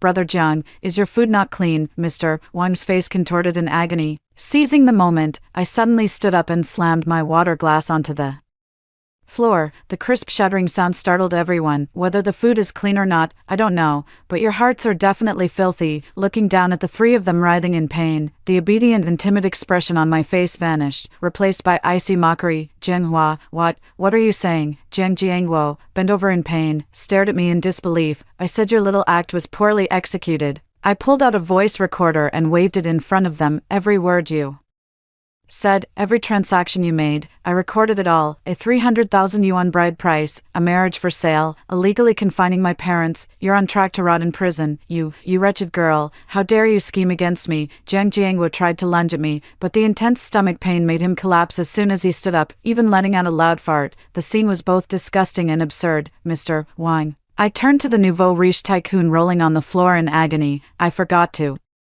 mention, I didn't drink that glass of orange juice earlier, but I did add something to your red wine, a strong laxative, double the dose. How does it feel? I'll kill you. I'll make you pay. Mr. Wang's face turned purple with rage, but he was too weak to even stand up, reduced to helpless fury on the floor. Bang, bang, bang. Just then, urgent knocking sounded at the door, accompanied by an authoritative shout. Police, open up. Someone reported suspected illegal activity and attempted drugging. Here, open the door immediately. Hearing the word police, the 3 people on the floor completely collapsed. Jiang Jiangwo and Lu Chui turned deathly pale. They never imagined that the trap they had so carefully set would end up landing them in prison. I walked over and opened the door. Zhang Wei rushed in with 3 police officers. Seeing the mess in the room and the 3 people clutching their stomachs and moaning, they paused for a moment before turning to look at me. I smiled at him and pointed at the 3 on the floor. Officers, these 3 tried to drug me and are involved in a marriage for sale scheme. All the evidence is in this voice recorder. The suspicious orange juice is still on the table, untouched. You can take it for testing. Zhang Wei looked at me deeply, a hint of admiration in his eyes. Take them all away, he ordered. With that, the wail of police sirens tore through the quiet night sky of the small town. When Jiang Jiangwo, Lu Chui, and Boss Wang were taken away, the effects of the laxative had kicked in so severely that they were practically carried onto the police van. They spent the entire journey in various states of embarrassing incontinence. The whole neighborhood was startled, with people crowding at their windows to watch the spectacle. Isn't that the Jiang family? Why are they being arrested by the police? I heard they were trying to sell their eldest daughter to an old man and even drugged her. Oh my God, that's utterly Despicable, the chatter rose and fell. This time, Jiang Jiangwo and Lu Chui's reputations were thoroughly ruined. I was at the police station giving my statement until the early hours of the morning. Jiang Wei personally poured me a cup of hot water. Jiang Hua, you really pulled it off. Looking at the voice recorder on the table and the report on the orange juice that tested positive for a powerful sedative, Jiang Wei sighed. That counterattack was brilliantly executed, but it was also incredibly risky. What if Boss Wine hadn't drunk that wine, or if the drug had taken effect more slowly? What would you have done then? Holding the warm water, feeling the heat spread through my fingertips, I smiled faintly. That's why I always carry pepper spray and a stun gun. At worst, it would have been mutually assured destruction. I never intended to let them off easy anyway. Jiang Wei fell silent for a moment before saying, that Boss Wang is a repeat offender. He has a similar record from before, but the victims were too afraid to speak up, and with his money, he managed to get away with it every time. This time, the evidence you provided is solid, especially the recording, which clearly mentions the transaction amount and statements about forcing a woman against her will, combined with the drugged orange juice, attempted rape, and trafficking of women. Even if the perpetrators are the biological parents, it's still legally defined as an illegal transaction against the victim's will. There's no way he's getting off. Your parents, as accomplices, will likely face prison time too. Let them be sentenced, I said without hesitation. Give them the years they deserve. Since they chose to sell their daughter, they should be prepared to face the consequences behind bars. Jiang Wei nodded. All right, I'm relieved to hear you say that. I'll personally oversee this case and ensure there's no leniency. By the time I stepped out of the police station, dawn was approaching. A faint glow of fish belly white appeared in the eastern sky. I took a deep breath of the crisp morning air, feeling an overwhelming sense of freedom. Jiang Jiangwo and Lu Chui were now behind bars. Although their sentences might not be too severe, given that it was an attempted crime within the family, they would still face at least a year or so of detention and imprisonment. As for Mr. Wang, his situation was even worse, with multiple charges stacked against him. He'd likely spend 3 to 5 years in prison. As for Jiaro, my sister, who was still in the hospital waiting for the 300,000 yuan to save her life, I wondered what expression she would wear when she learned that the money was gone and our parents were in prison. Instead of going home to catch up on sleep, I headed straight to the hospital. I wanted to deliver this good news to her in person. The hospital room was quiet, unable to afford the fees. Jiang Ro had been moved from a single VIP room to a standard 3-person ward. When I entered, she was awake, her eyes fixed blankly on the ceiling. The patient in the next bed was eating breakfast, and the aroma of steamed buns drifted over. Jiang Ro swallowed hard but couldn't move. When she saw me enter, her eyes lit up, a glimmer born of hunger and longing that made her bandage-covered face appear even more unsettling. Sister, you're here, she managed to say with difficulty, even with a hint of ingratiation in her voice. Where are Mom and Dad? That Mr. Wang, did he give the money? Can I have the surgery now? It seemed Jiang Jiangwo hadn't had the chance to tell her about last night's plan. All she knew was that her parents had gone to get the money. I walked to the bedside, pulled over a chair, and sat down, looking at her as if she were an insect. Jiang Ro, I have 2 pieces of news for you, one good, one bad. Which do you want to hear first? Jiang Ro was taken aback, instinctively feeling uneasy. The good news first. The good news, I smiled, is that Mr. Wang is indeed very wealthy and generous. He agreed to give 300,000 yuan last night. Jiaro's eyes instantly widened, bursting with wild joy. Really? That's wonderful. Just wonderful. I knew I'd be saved. Hurry, tell Mom and Dad to go pay. I want the best imported medicine, the best doctors. She tried to sit up excitedly, even ignoring the pain from her wounds. Don't rush. You haven't heard the bad news yet, I said, gently but firmly pressing her back onto the bed, my movements soft yet filled with an oppressive force. The bad news is, I leaned close to his ear and said word by word, last night, Mom and Dad drugged me to get their hands on your 300,000 yuan, trying to sell me to Mr. Wang, but I accidentally called the police, and now Mr. Wang, along with our dear parents, are all eating prison food at the police station. What? The ecstasy on Jiang Ro's face instantly froze, turning into extreme horror and disbelief. You called the police on my parents? Are you insane? They're our parents.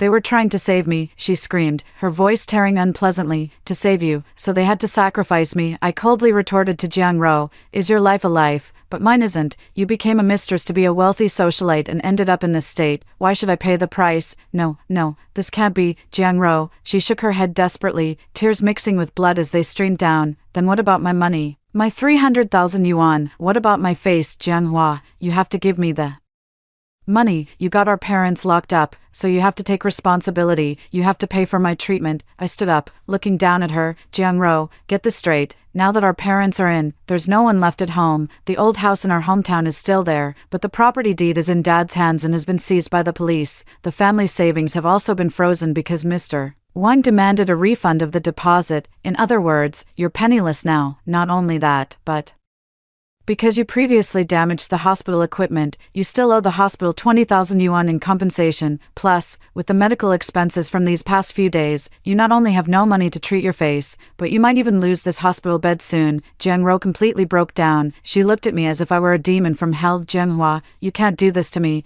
I'm your own sister. You'll face retribution, she cried out, desperate and shrill. Retribution, I laughed, isn't all of this now your retribution? Oh, and there's one more thing I forgot to tell you. I took out a piece of paper from my bag, a copy of the court summons. Miss Yuan Pailan, the one you caused to miscarry, has formally sued you for intentional injury, even though you were the one splashed. She's suing you for the previous harassment and emotional distress that led to her miscarriage, along with civil compensation. You're not only going to jail, but you'll also have to pay a huge sum of money. Enjoy the rest of your days, my dear sister. After speaking, I gently placed the ship ticket on his bedside table and turned to leave. Behind me came the sound of a delicate, crumbling scream, the sound of a wealthy dream shattering, and the prelude to the complete collapse of his life. Stepping out of the hospital, the sunlight was so bright it was almost blinding. I looked up at the sky, thinking this was probably the bluest sky I had seen since my rebirth, but I know, it's not over yet. Someone like Xiang-ro, even when cornered, won't stay quiet. His jealousy, his vanity, will ferment into something even more terrifying in despair. In my past life, that pair of scissors in the dead of night always hung over my heart. Since we're cutting ties, we must cut them clean. Now, all that's left is to wait for his final madness, and then deliver the fatal blow. The news of Jiang Jiangguo and Lu Chui's detention spread like wildfire through the circle of relatives from my hometown.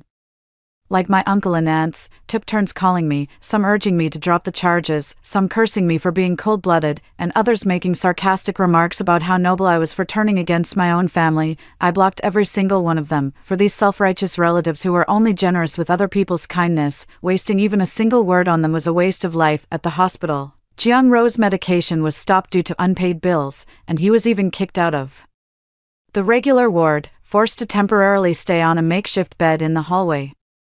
He sent me countless text messages, starting with curses and threats, then shifting to pleas and pitiful appeals. Jianghua, you'll die a horrible death. Just you wait, sis. I was wrong. I really was wrong. I'm in so much pain. My wound seems to be festering, and it smells awful. Could you pay a little for me, even just a few thousand? Sis, I want to eat KFC. I want to drink Coke. The hospital's plain congee is disgusting. Reading these messages, I felt nothing inside. 3 days later, Jiang-ro suddenly fell silent. No more texts, no more calls. The eerie quiet set off alarm bells in my mind. In my previous life, he had also gone silent for a few days, consumed by despair and jealousy. Before appearing at my bedside late one night with a pair of scissors, I knew he was about to make his move, but I was no longer the defenseless Jianghua from before. Not only had I installed a grade C anti-theft lock, but I also added a video doorbell at the entrance, hidden cameras in both the living room and bedroom, and even kept a can of pepper spray and a telescopic baton under my pillow. I went about my daily routine as usual,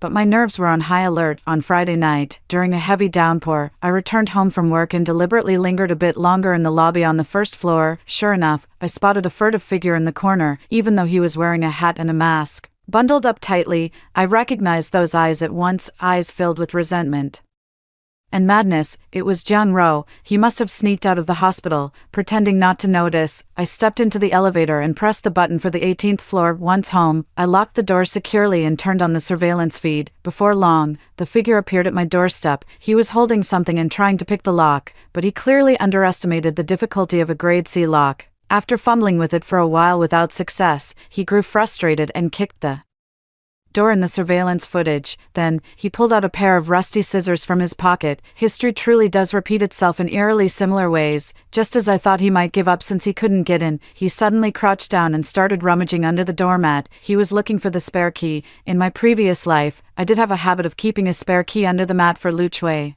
who occasionally dropped off groceries for me, but this time, under the mat was only a small note I had intentionally left behind. Jiang-ro found the note, unfolded it, and froze completely. Although the surveillance footage couldn't clearly show the words on the note, I knew exactly what it said. Stop looking. The key isn't here. If you want to come in, you could try climbing through the window. The view from the 18th floor is quite nice. Love, your sister. After reading the note, Jiang-ro was so furious that she tore it into shreds, flipped off the camera, and then frantically pressed the doorbell. Ding dong, ding dong. The sound of the doorbell was particularly piercing in the stormy night. I sat on the sofa, watching the distorted face on the surveillance screen, picked up my phone, and dialed the property management. Hello, property management. I'm the owner of Unit 1802. There's a crazy woman harassing me at my door, and she's holding a weapon. Could you please send security up to handle it and call the police while you're at it, in less than 5 minutes? 2 security guards arrived. Instead of running away at the sight of the guards, Jiang-ro brandished her scissors and charged at them. Get out of the way.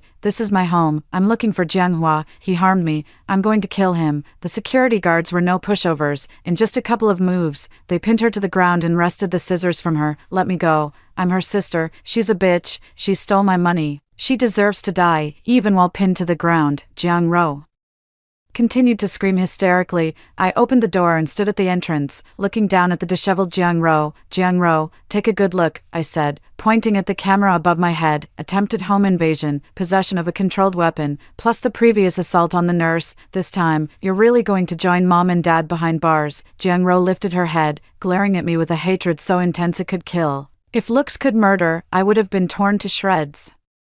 Jianghua, I'll haunt you even as a ghost, I smiled. Then be a human first, focus on reforming yourself and strive for an early release. The police arrived quickly and took Jiang-ro away, this time, without her parents' protection, without the backing of her wealthy second-generation status, and without even an intact face. What awaited her was the judgment of the law and a long prison sentence. The 3 members of the Jiang family neatly ended up in jail, making it the biggest news of the year in our small county. I wasn't idle either. The next day, I contacted a lawyer and drafted a legal statement severing ties and outlining support obligations. Although parent-child relationships cannot be completely severed under the law, legal means can be used to minimize support obligations and explicitly refuse to bear any debts or responsibilities beyond what is legally required. In the statement, I detailed the years of financial exploitation, emotional abuse, and the recent attempt to arrange a forced marriage by Jiang Jiangwo and Lu Chui. I also made it clear that I had no obligation to support or assist Jiang-ro. I not only sent this statement to the relatives group chat back in my hometown but also posted it on the company's internal network. I even bought a small trending spot on Weibo and posted it there with a simple caption, "Born as a human, I'm sorry. But that's no excuse for you to leech off me. From today on, I live only for myself." This Weibo post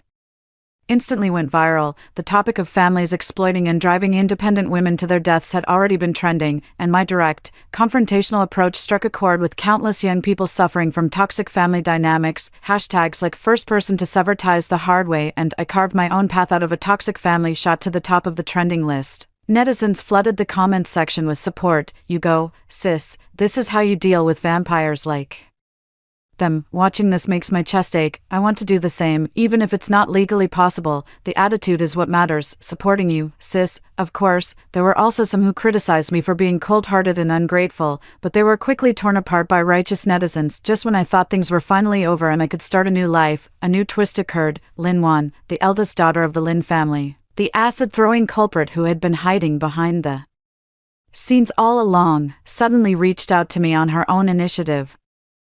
She asked to meet me at a high-end cafe. I didn't want to go at first, but she said something over the phone. "Miss Jiang, the enemy of my enemy is my friend. I know you want to break free from that family completely. I can help you, once and for all." The phrase "once and for all" was too tempting, so I went to the meeting. Lin Wan was a woman with a strong presence, though she looked somewhat haggard, reportedly having just had a miscarriage. Her eyes remained sharp. "Miss Jiang, let's not beat around the bush." Lin Wan got straight to the point. "Jiang-ro killed my child and destroyed my family, though I don't regret throwing acid at her. I don't want to go to jail over this insect." I watched her warily. "I've looked into you." Lin Wan took a sip of coffee. "You're smart and ruthless enough. You don't want Jiang-ro to come out and ruin you again, and I don't want to go to jail. Let's make a deal." "What kind of deal?" "I can provide a sum of money to help you completely resolve The Jiang family's dead issues. I can even give you money to start over abroad. The condition is that you help me give false testimony. Lin Wan lowered her voice. All you need to do is testify that Jiang Ro threatened to kill me before I threw the acid, that I was acting in excessive self-defense, not intentional harm. I laughed. Was this Miss Lin treating me like a fool or as one of her own kind? Miss Lin, I set down my cup.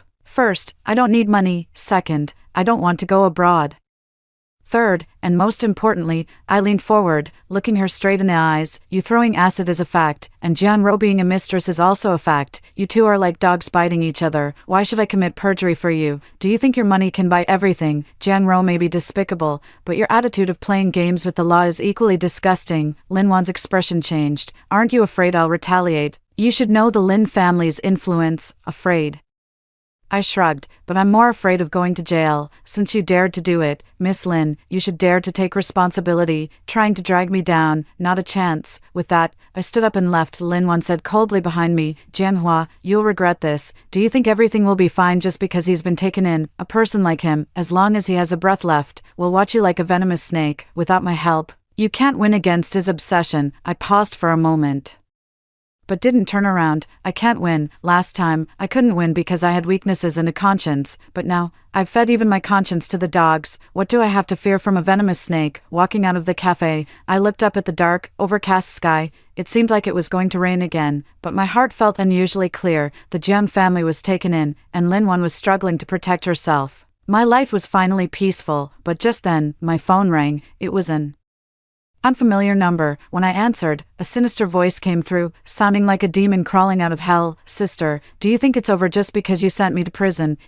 I met a good sister in here. She taught me so many fun things. Just wait. When I get out, I'll make sure to wrap your face up too. It was Jiang Ro's voice. Was she using a prison guard's phone, or had she secretly gotten hold of a mobile? No matter what, this call proved that Jiang Ro hadn't given up. She was turning into a real monster in prison. I tightened my grip on the phone and said coldly into the receiver, all right, I'll wait and see who ends up skinning whom. After hanging up, I didn't feel fear. Instead, a sense of excitement washed over me. Since you want to play this game to the end, I'll play it with you. This game was just reaching its climax. Lin Wan's warning and Jiang Ro's hellish call didn't send me into a panic. Instead, they made me even more vigilant. Jiang Ro was formally charged, but because the case involved a powerful family like the Lins, the trial process became unusually long and complicated. Although Lin Wan was under investigation, she was released on bail and continued living her life as a wealthy heiress. As for Jiang Ro, even though she was in detention, it seemed as though an invisible force was secretly supporting her. One late night a month later, I received a text message.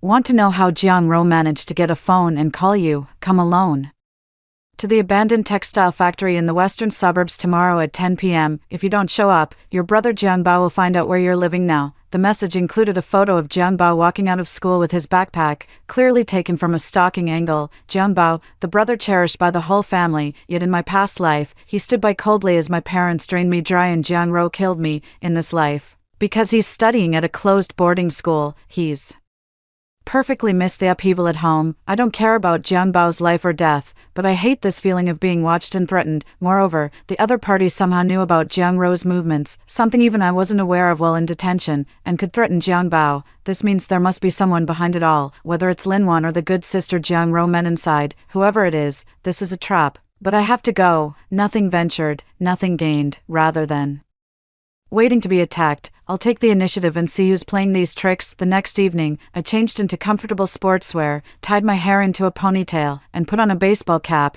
In my bag, besides pepper spray and a telescopic baton, I added a folding knife. Before leaving, I sent Zhang Wei my location and set up an automatic distress message to be sent every 10 minutes. The western suburbs textile factory had been abandoned for years, overgrown with weeds and filled with crumbling walls. Looking especially eerie under the moonlight, I stepped over broken stones and walked into the empty factory building. Come out, I stopped and called into the darkness. I'm here. No one answered, only the mournful sound of wind whistling through the broken windows. Suddenly, a bright light shone directly into my face, blinding me. Miss Jiang, you really do have guts, a woman's voice rang out, tinged with a hint of mockery. As my eyes adjusted to the light, I saw the person Stepping out of the shadows, it wasn't Linwan, it was a woman who looked around 30 years old, dressed in leather with short hair, sharp eyes, and a cigarette dangling from her lips. Behind her were two men who looked like street thugs. "Who are you?" I asked coldly. "Who I am isn't important." The woman blew out a smoke ring. "What matters is that someone paid for one of your hands." "For my hand?" I laughed. "Jiang Ro,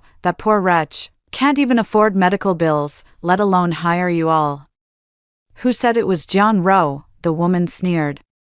"Jiang Ro, that useless thing, only deserves to cry in jail. The one who bought your hand is someone else." "Someone else? Could it be Linwan?" "Linwan?" I tentatively asked. The woman didn't deny it, just shrugged. "We take money to solve problems, don't blame us, Miss Jiang. Blame yourself for offending someone you shouldn't have." Miss Lin said that as long as we cripple one of your hands, so you can never type on a keyboard again or write those inflammatory little essays that stir up public opinion, this matter will be settled. So that's it. Linwan is afraid I'll keep speaking out online, affecting her sentencing, so she wants to silence me. Get to work. The woman threw her cigarette but on the ground and crushed it under her foot. The two men sneered as they approached me, steel pipes in hand. "Wait," I shouted, "before you start, can you at least let me die with some clarity? How much did Linwan pay you?" "I'll double it." "Double?" One of the men paused, looking tempted. "Don't listen to his nonsense," the woman snapped. "You dare to covet the money the Lin family gave. Aren't you afraid you won't live to spend it? Hurry up and do it. Looks like money won't buy my way out of this." Just as the two men charged at me, swinging their steel pipes, I quickly pulled a can of pepper spray from my bag and sprayed it wildly into their faces. "Ah, my eyes," the two men screamed, covering their eyes as their pipes clattered to the ground. Seizing the moment, I turned and ran. This wasn't a movie, and I wasn't a martial arts master. Facing three desperate criminals, fighting head-on would only lead to death. My goal was just to buy time until Zhang Wei arrived with help. "Damn it, after him," the woman cursed, pulling a dagger from her waist and chasing after me. I sprinted through the abandoned factory building, using the terrain and scattered debris to dodge. But the woman was clearly trained and quickly closed the distance, just as I reached the second floor stairwell and prepared to run up. My foot slipped, and I fell to the ground. "It's over." The woman caught up, stomped on my chest, and pressed the dagger against my face. "Run. Why aren't you running now?" He was panting, his eyes fierce. "Since you refuse a toast only to be forced to drink a forfeit, I originally only wanted one of your hands, but now I think a couple of slashes across this face would add to the fun for Miss Lin." The cold blade pressed against my skin, the scent of death so close. "If you dare touch me, the police will be here any minute." I stared at him intently, trying my best to keep my voice from trembling. "The police?" The woman laughed. "This is the middle of nowhere. The police wouldn't even make it in time to collect a warm corpse." As she spoke, she raised the dagger, ready to strike. With a loud bang, the factory door was kicked open, and several beams from powerful flashlights instantly illuminated the entire second floor. "Police, put the knife down." It was Zhang Wei's voice. The woman froze, clearly not expecting the police to actually come, and to arrive so quickly. In that split second of distraction, I suddenly lifted my leg and kicked with all my might at her abdomen. The woman stumbled back a couple of steps in pain, and I seized the chance to roll to the side, scrambling to my feet and running downstairs. "Don't move." SWAT officers rushed up, instantly subduing the woman and the two men downstairs who were still clutching their eyes and moaning. Zhang Wei rushed over to me, grabbing hold of me. "Jianghua, are you okay? Are you hurt?" I shook my head, panting heavily, and glanced at the woman pinned to the ground.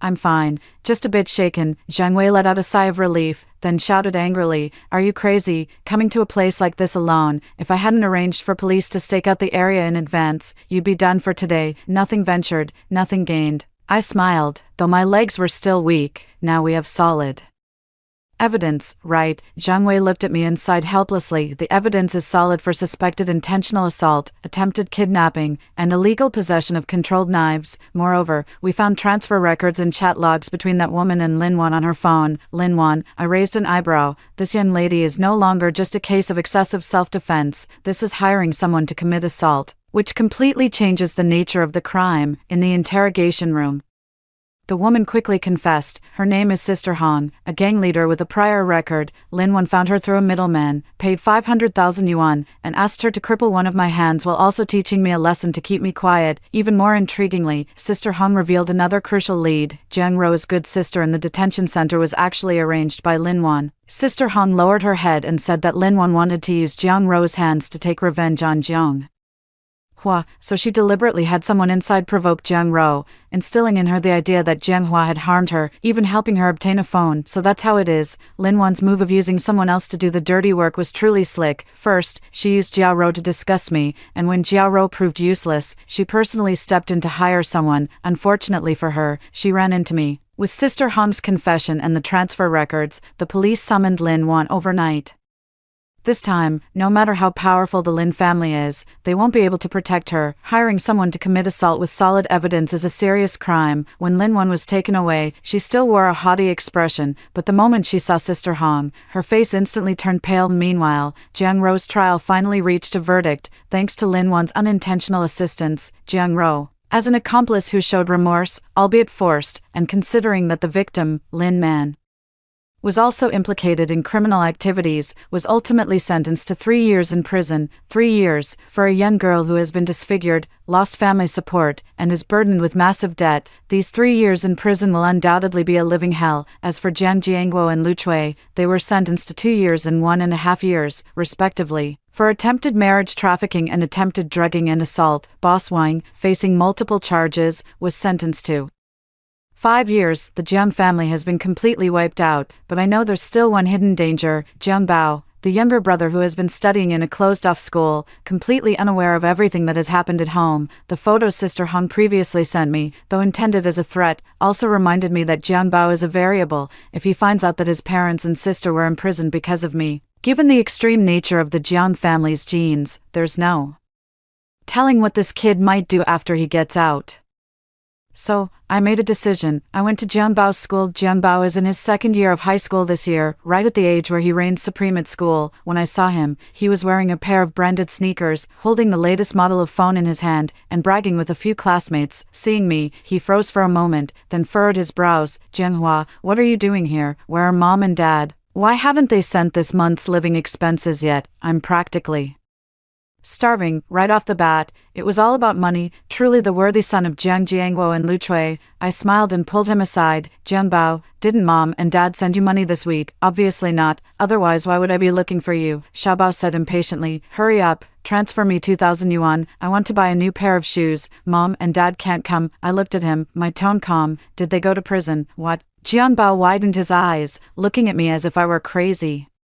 What kind of joke is that? How could mom and dad possibly go to prison? Because they tried to sell your eldest sister to an old man in exchange for a bride price. They got caught by the police. I took out my phone and showed him the news report from that day and screenshots of the police announcement. Jian Bao snatched the phone, his face growing paler and paler as he read, until his hands were trembling. Is this real? I nodded. And your second sister, Jiang Ro, was splashed with sulfuric acid for being the other woman, and then she tried to kill someone. She was sentenced to 3 years too. Jiang Bao was completely dumbfounded. His worldview collapsed in that moment. All along, he had been the crown prince of the family, doted on by his parents, indulged by his sisters, getting whatever he wanted, whenever he wanted. Suddenly, the sky had fallen, and all his support had crumbled. Then what about me? He panicked, looking at me for the first time like a helpless child. Who will pay my tuition? Who will give me living expenses? I looked at him, my gaze cold. Jiang Bao, you're already 17 years old. The law says that anyone over 16 can support themselves through their own labor. You're not going to support me. Jiang Bao couldn't believe it. You're my eldest sister. You have a job. You have a house. If mom and dad are gone, you have to support me. Why?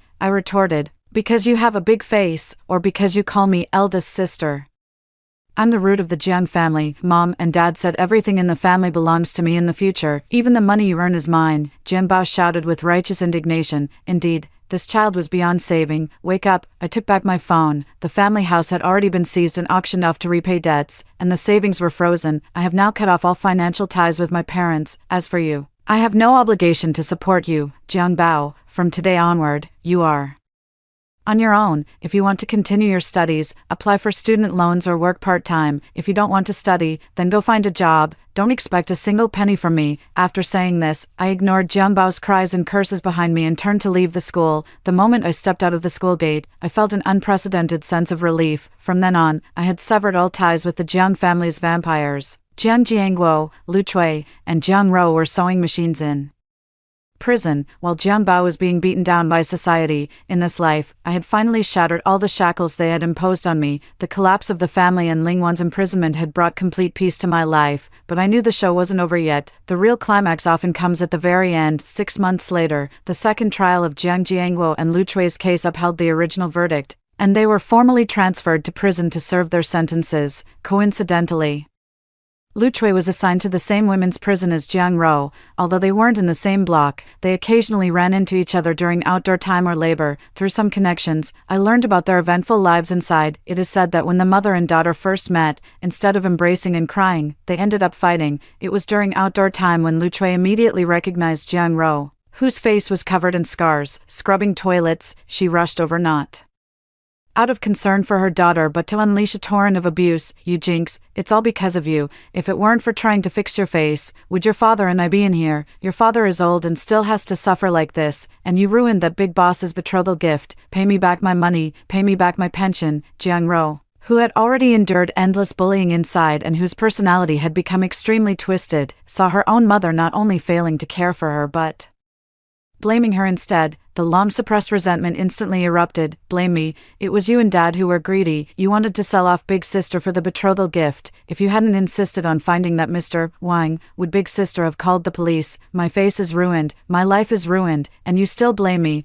I'll kill you." The mother and daughter wrestled each other, tearing at each other's hair, scratching faces, and biting like two crazed beasts. In the end, the prison guards had to separate them. Both were injured and were placed in solitary confinement. As for Jiang Jiangguo, I heard he wasn't doing well in the men's prison either. His boastful, condescending personality didn't get him far inside. Shortly after entering, he was taught a lesson by the prison bully in his cell, forced to wash socks and mop the floor every day, with a beating at the slightest mistake. He tried to borrow some money from his son, Jiang Bao, to grease some palms, but the letter he sent out sank like a stone, and Jiang Bao, just as I expected, couldn't handle hardship. Without living expenses, he couldn't survive at school and soon dropped out. He tried to cause trouble for me, but the security in my residential complex was tight. He couldn't even get past the main gate. He tried to block me at the company entrance, but I called the police, and he was detained for 5 days for causing a disturbance. After being released, he completely hated me but also feared me, to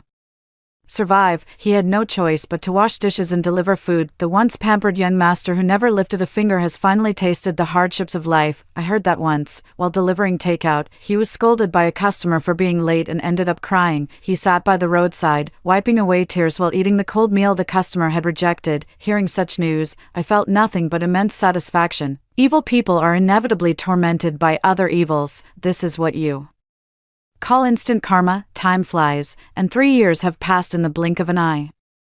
During these 3 years, I got promoted, received a raise, moved into a bigger apartment, and even started dating a boyfriend who is my equal in every way. Just as I was almost forgetting all the messy affairs of the Jiang family, news came that Jiang Rou was about to be released from prison, although she was sentenced to 3 years, due to her good behavior in prison, which was actually just being too afraid to resist the bullying and some sentence reduction policies. She was released 3 months early. The day of her release was overcast, and I specifically took half a day off, driving to the gates of the women's prison. I wasn't there to pick her up, I was there to give her a gift. The prison gates slowly opened, and a thin, hunched figure emerged. After 3 years, Jiang Rou looked at least 10 years older. The face she had once been so proud of, without timely repair and treatment, had become even more grotesque and terrifying due to scar tissue growth and contraction, like an old piece of tree bark stuck to her face. Her eyes were timid and filled with fear of the outside world. In her hand, she carried a woven bag containing all her belongings from the past 3 years. When she saw the brand new BMW X5 parked at the gate, she froze for a moment, a flicker of envy and jealousy flashing in her eyes.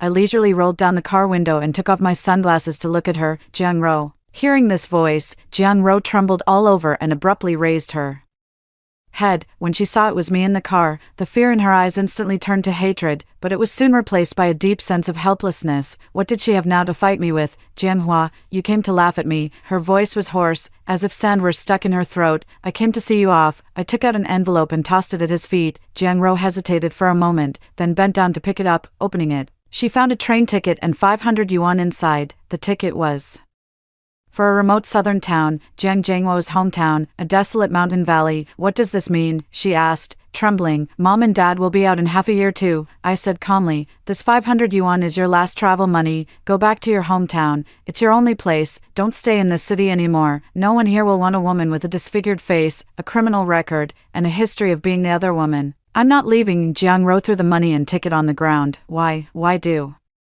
You get to drive luxury cars and live in mansions, while I have to go back to that poor mountain valley. I want to stay here. I want to find a job. I want to start over. Start over, I laughed. Jiang Ro, what do you have to start over with? Your face, your education, or your criminal record? Let me remind you, because of your history of intentional harm and destroying someone else's family, plus the Lin family's behind-the-scenes pressure, no legitimate employer in this city will hire you, even washing dishes at a restaurant. They find your appearance frightening, and Jian Bao is looking for you too, I added, twisting the knife. He's had a rough 3 years, racking up a lot of online debt. He knows you're out of prison and will definitely come to you for money. Do you think you can afford to support that vampire of a brother now? Hearing Jiang Bao's name, Jiang Ro's face instantly turned pale. She knew that brother all too well. He was a bottomless pit. You're ruthless, Jiang Ro said, looking at me in despair. You've blocked all our paths. The paths were ones you chose. The walls were ones you crashed into. I put my sunglasses back on. Jiang Ro, this is your last chance. Take the money and get the hell back to your hometown. Maybe you can still scrape by there. If you stay here, all that awaits you is a dead end. With that, I rolled up the window, stepped on the gas, and sped away. In the rearview mirror, Jiang Ro stood alone on the empty roadside, like trash. Abandoned by the world. In the end, she picked up the money and ticket from the ground. I knew she had no choice. A week later, I received news from relatives back in my hometown. Jiang Ro had returned and moved into that dilapidated old house. Because his appearance was frightening, the village children would throw stones at him whenever they saw him. He hid indoors all day, never going out, surviving by scavenging trash and growing a few vegetables. As for Jiang Jiangguo and Lu Chui, after being released from prison, they had nowhere else to go and could only return to their hometown. The family of three reunited in that broken-down house. Only this time, the reunion was no longer joyful and harmonious but rather a mutual torment. It was said they fought and argued every day. Jiang Jiangguo cursed Lu Chui for being useless, Lu Chui cursed Jiang Ro for being a waste, and Jiang Ro, acting insane, cursed everyone. As for Jiang Bao, to avoid debt collectors, he had long since disappeared to work in some unknown black market factory and didn't even show up when his parents were released from prison. This was their ending. In this remote mountain hollow, they hated and tormented each other until they grew old and died, and I could finally turn this page over completely. A year later, I was about to get engaged to my boyfriend. My fiancé, Zhozhe, was someone I met at an industry summit. He was the founder of a tech company, refined, gentle, and evenly matched with me.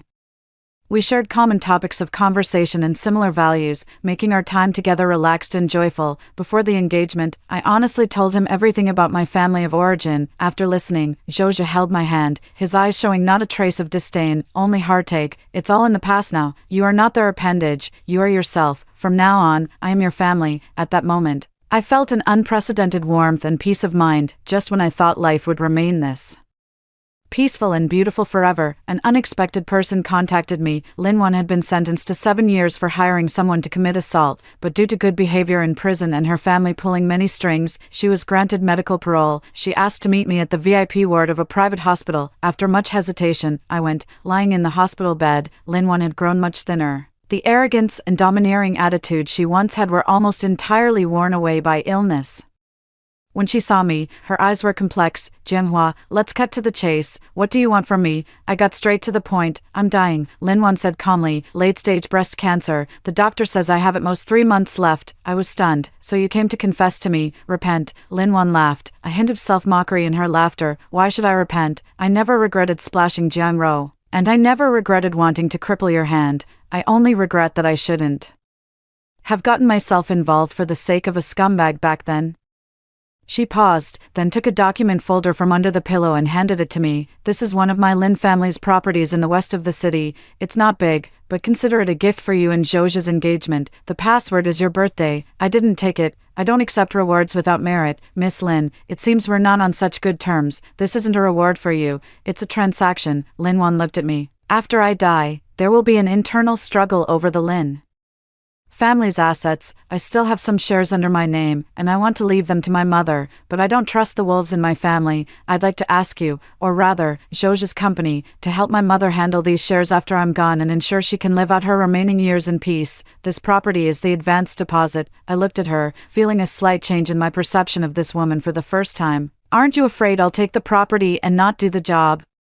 You will, Lin Wan said with certainty, because you and I are the same kind of people. We both despise men and families who treat women as tools, and we both understand the importance of protecting our mothers. I fell silent. There's one more thing. Lin Wan's gaze suddenly sharpened. Jiang Ro has gone mad. What? Half a year ago, she ran away from her hometown. Somehow, she got plastic surgery, changed her identity, and went to a city in the south. It said she hooked up with a boss with underworld connections. Lin Wan spoke slowly. That boss happens to have business dealings with Chen Kai's family. My people found out that Jiang Ro is planning a revenge plot. Her targets aren't just Chen Kai, they're you and me too. My heart sank. I had still underestimated Jiang Ro's resilience. She was like an unkillable cockroach, crawling back out to cause trouble at the slightest opportunity. How does she plan to get revenge on me? The specifics aren't clear, but I heard she's been asking about your fiancé, Zhozha. Lin Wan looked at me intently. Be careful, a madwoman who has nothing left but hatred is capable of anything. The conversation with Lin Wan was like a stone thrown into the calm waters of my life. I told Zhozha about it. He showed no panic at all. Instead, he immediately strengthened security at our home and company and sent people to investigate Jiang Ro's movements. The engagement party proceeded as scheduled. On that day, the sun was shining brightly. I wore a pristine white gown, holding Zhozha's arm, receiving blessings from family and friends. Just as we were about to exchange rings, the banquet hall doors suddenly swung open, and a woman in a red dress walked in. Her face was unfamiliar, but those eyes, filled with resentment and jealousy, were unmistakably Jiang Ro's. Even if I were turned to ashes, she had undergone plastic surgery, though her face still showed an unnatural stiffness compared to her previous ghostly appearance. It was nothing short of a rebirth. All the guests in the hall froze, unsure who this uninvited guest was. Jiang Ro's voice was sharp and piercing, pointing at me. She wore a crazed smile. Didn't you expect it? Did you? Hu Han-san, am back. Did you think throwing me into the mountains would finish me off? Let me tell you, not only am I not finished, but I'm living better than you. As she spoke, a middle-aged man covered in tattoos and wearing a thick gold chain emerged from behind her, wrapping his arm around her waist. Darling, is this the sister who made your life so miserable? The man eyed me with ill intent. That's her, Jiang Ro said triumphantly. Brother Wang, it's up to you today. I want her to kneel and beg me in front of everyone. Zhozha shielded me behind him, glaring coldly at the two of them. Today is my engagement party. Uninvited guests are not welcome. Security, don't rush. Brother Wang chuckled, clapping his hands. Several men in black suits walked in from outside, blocking the entrance. The banquet hall immediately erupted into chaos. Jianghua, didn't expect this, did you? Jiang Ro laughed hysterically. Brother Wang is a big shot in the southern district. He said as long as I serve him well, he'll help me get revenge. Today, he's going to break your fiancé's legs, then take you away and sell you to Southeast Asia as a prostitute, so you can taste the life I once lived. Looking at her frenzied face, I felt no fear,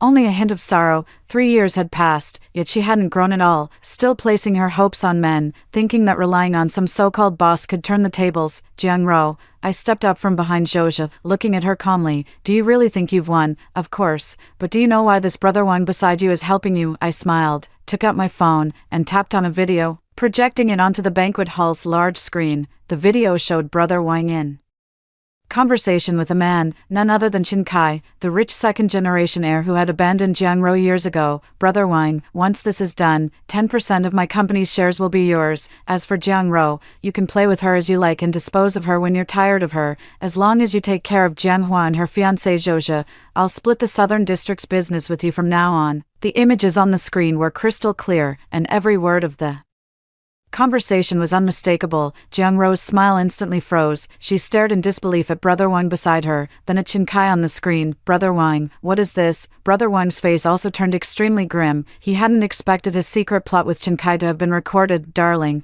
don't listen to their nonsense. Let me tell you what's really going on. I spoke coldly. Chen Kai's company is currently competing with Zhozha's company for a major project. If something happens to Zhouxia, the project naturally goes to Chen Kai, and you, Jiang Ro, are nothing more than a knife handed to Brother Wang by Chen Kai, a tool that can be discarded after use. From start to finish, you've just been a pawn. You think you've found a backer, but in reality, you've just jumped from one fire pit into another. No, that can't be true. Brother Wang loves me. Jiang Ro shook her head desperately, her spirit teetering on the edge of collapse. At that moment, the banquet hall doors were pushed open once again. This time, a group of heavily armed SWAT officers rushed in, led by Zhang Wei and Wen Hu. You are suspected of multiple counts of intentional assault, illegal detention, and organizing prostitution. You are now formally under arrest. The once arrogant Brother Wen collapsed to the floor the moment he saw the SWAT team. As it turned out, when I learned that Jiang Ro had returned for revenge, Zhouxia and I had already set this trap. We deliberately leaked the news of the engagement to lure the snake out of its hole. And the so-called secret video was also a trap we designed for Chen Kai to see. The mantis stalks the cicada, unaware of the oriole behind. Jiang Ro, witnessing this dramatic scene before her, finally broke down completely. All her hopes, all her resentment, turned to dust in that moment. She let out a scream and charged at me like a madwoman, wanting to take me down with her. But before she could even touch me, Zhouxia kicked her away. Two female officers rushed forward, pinned her down, and handcuffed her. As she was dragged away, she kept looking back, glaring at me with a beast-like roar, but I knew that this time, she was truly finished. The mastermind behind the plot, Chen Kai, was also arrested for inciting crime. The farce had finally come to an end. The engagement party continued after the brief interruption. Zhouxia and I exchanged rings and shared a kiss amidst everyone's blessings. Sunlight streamed through the stained glass windows of the church, warm and bright. I looked up and gazed out the window. The sky was as clear as if it had been washed. My phone vibrated with a news notification. Lin Wan, the former heiress of the Lin Group, had passed away due to illness, and all her shares and assets had been donated to the Women and Children's Rights Protection Foundation. I turned off my phone and tightened my grip on Zhouxia's hand. Those who had once tried to drag me into the abyss had all met their deserved fates, after experiencing rebirth, revenge, and